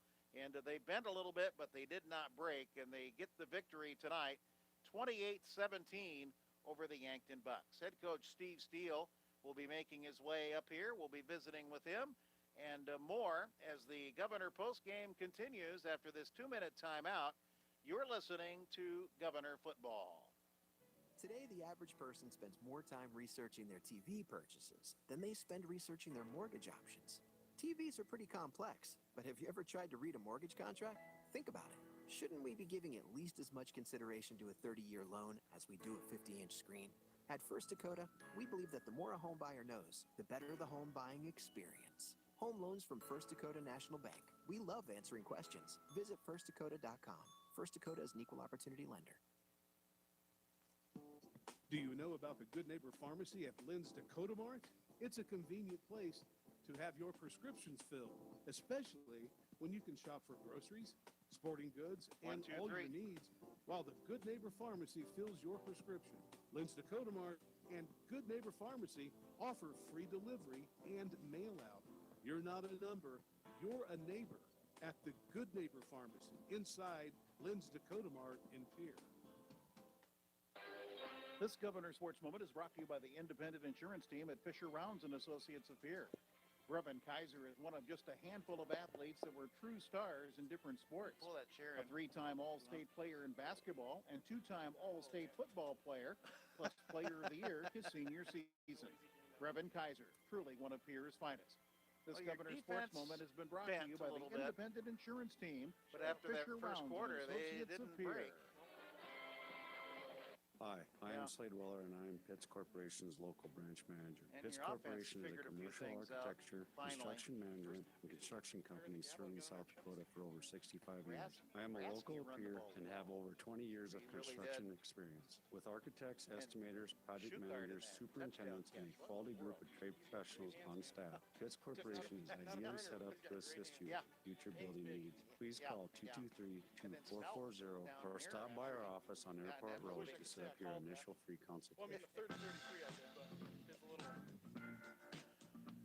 28-17, the Pierre Governor is a winner over the Yankton Bucks tonight. Head coach Steve Steele joins us. And Coach, this was a gritty victory by your football team tonight. It didn't look good early in the game, but your team really hung in there. Yeah, it was really a lot of fun to see our guys respond in the second half because, we started out just the way we did last week. We were making a lot of mental mistakes, whether it's just throwing a bad ball for an interception, dropping the ball, not having good ball control when we're running the ball and missing a few assignments. And, I thought today in the first half, most of our runners were missing some holes. I think our O-line played pretty well for the most part, but we weren't hitting the right holes. And, I think in the second half, our guys really responded well to our halftime adjustments. And, like I said, we put together a couple of really good drives, and, we're actually able to move the ball all the way down the field rather than just having to count on the short field. Well, Yankton owned the first quarter. I don't think there's any, two ways around that. They were up 14-0 on you, scored their first two possessions. But in the second quarter, you kind of took over and won the battle of field position, and Yankton didn't do much. Yeah, that was one of those games where I think the momentum obviously was all tilted all their way first, all the way down to the end. And it was kind of an uphill battle after that, for our guys to slowly claw and inch our way back. But, like I said, just couldn't be more proud of our guys and our coaches just to stick together more than anything else, when things are going bad, and just slowly crawl our way all the way back and come away with the win tonight. Zane Shukart came up with his, I think his first reception of the year, and it's a 32-yard touchdown run, and two Yankton guys are injured on the play. I mean, you were saying Shukart's got good hands, and boy, he can come up with some big plays for you. And Zane's one of those kids where I think he's a little lost in the shuffle if you're a team scouting us, because you've got Jack Maher that you've got to watch for when he's out there. You've got Garrett Stout out there when he's out there. But Zane's a big kid. He's 6'5" and 230 pounds, and Like I said, he's not going to run by a lot of people, but man, he's got glue for hands. He catches the ball very, very well. And like I said, with his size, he's hard to bring down. And, on that play, that was exactly what we were looking for. We kind of thought we'd be tackled right there. There was 2 guys there, but we were hoping for the first down, and he ends up breaking it and getting all the way to the end zone. So heck of a play by that young man. And you had a number of guys make big plays all night long. Garrett Stout with that pass reception, and McGuire Rasky, he ran the ball as well tonight as he has, in his young career. Yeah, I think McGuire, he ran so impressively today, and I think last game, even if you ask him, I think he came off his field his first carry last week, and he was like, wow, this isn't freshman football anymore. These guys are big, they're fast, they hit hard, and this week he just went out there and had fun and didn't think about it and ran hard, and he looked really good. And what can you say about Garrett Stout? What a performance he had. I think he got off to a little rough start and kind of was beating himself up, and we just challenged him, hey man, you're a really good player, you just got to go out there and have fun, and came up with a huge interception at the end of the first half to really save us 3 points. I thought their kicker's tremendous, so that's probably a save of 3 points there. And then obviously with the second half, especially the fourth quarter there, made a couple just absolutely ridiculous athletic plays where he kind of just decided to scramble, and once you get to that, there's no play call for that calls for hey, scramble to the left, scramble back to the right, scramble back to the left, and then run 30 yards downfield. So he just did a great job of being an athlete and finding a way to get us down the field. Now you can carry this win over, and next week with Douglas on paper, I think Pierre would be the favorite, but you don't overlook Douglas. But it's good to get out of here with the win, because we were talking about it in our pregame, the seeding and everything. That was important because both teams had lost last week. Yeah, and the number one important thing, I said obviously we're a pretty young team. We're not the youngest team by any means, but we're a young team, and there's a lot of things that young teams have to learn how to do. And one of them is finding a way to win close ball games. And when it really gets down to gut check time, when you absolutely need a play, finding the guys that are going to be able to come together, play together, and not worry about who's getting the stat or who's doing what, and just finding a way to win. And I thought that was a huge step for our team today. Just finding a way to claw our way back and win this game. So, you can learn a lot from a loss like we did last week, but I think our guys hopefully learned how to fight through and win a close game today. And, like I said, that should make our bus trip a little easier home. Coach, thanks for coming up, and good ball game tonight. Thanks, Rod. Steve Steele, head coach for the Pierre Governors. Governors a 28-17 winner over the Yankton Bucks. We'll take one final 2-minute timeout and come back and wrap this one up. We'll have our player of the game presentation and more as the McDonald's postgame continues. You're listening to Governor Football. This message is brought to you by the Donut Shop in Pierre. The Donut Shop on the top of Euclid Avenue in Pierre is closed until further notice. Again, the Donut Shop on the top of Euclid Avenue in Pierre is closed until further notice. The Donut Shop on the top of Euclid Avenue in Pierre is closed until further notice. Though we are still enjoying long summer days and plenty of summer heat, fall is right around the corner. Hi, this is Steve Bass from Edgewood and Pierre. Don't wait until it's too late to make arrangements for your loved one for the approaching cold winter months. We are now offering $10,000 off the first year in our private memory care apartments and $6,000 off our studio and one-bedroom apartments in assisted living. To learn more about this limited time offer or schedule a tour, call 494-3400. Again, that's 494-3400. Edgewood, this is home. Wish there was a fast and easier way to get your account balances? Sign up for text alerts and give yourself a personalized and convenient way to receive balances. You choose how often and when to receive them. It's that simple. Just another way Oahe Federal Credit Union is making everyday tasks just a little easier. People helping people. Oahe Federal Credit Union. Hey, it's the old top Gator here with Gators Pizza, Pasta, Subs in the Northridge Plaza. Gators is proud of our Repeater Eater Punch Card promotion that's been going strong since 1987. With qualified purchases, you get a punch, and once your Gators Punch Card is full, you receive a free menu item. It's just another way we can say thank you for being a Repeater Eater at Gators. And remember, Mondays and Tuesdays are always double punch days. Gators Pizza, Pasta, Subs in the Northridge Plaza. Gotta go to Gators. Gotta go to Gators. Gotta go to Gators Pizza, Pasta, Subs.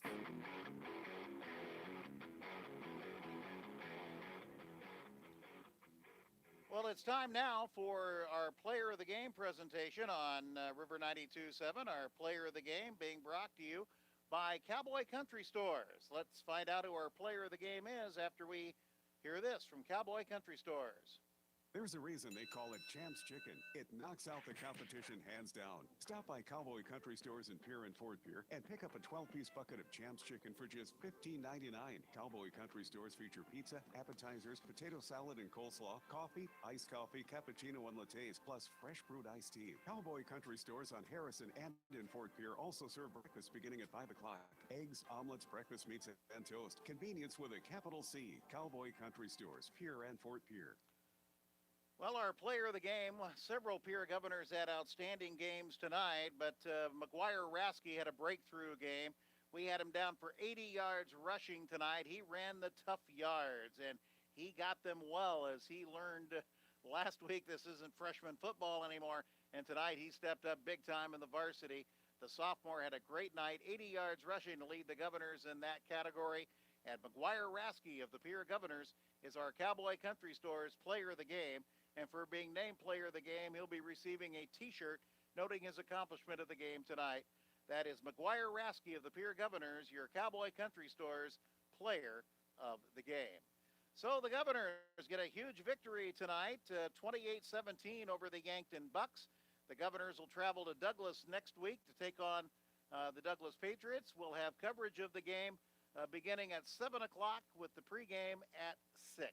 Thursday night, it's Lady Governor Volleyball, the Lady Governors, and Sturgis from Riggs High Gym. Want to thank you for joining us. We hope you enjoyed the game on the Dakota Radio Group's YouTube page and on River 92.7 and also on the drgnews.com. Primetime Paul Raleigh has been our technical director back of the station. I'm Rod Fisher, and this has been Pierre Governor Football.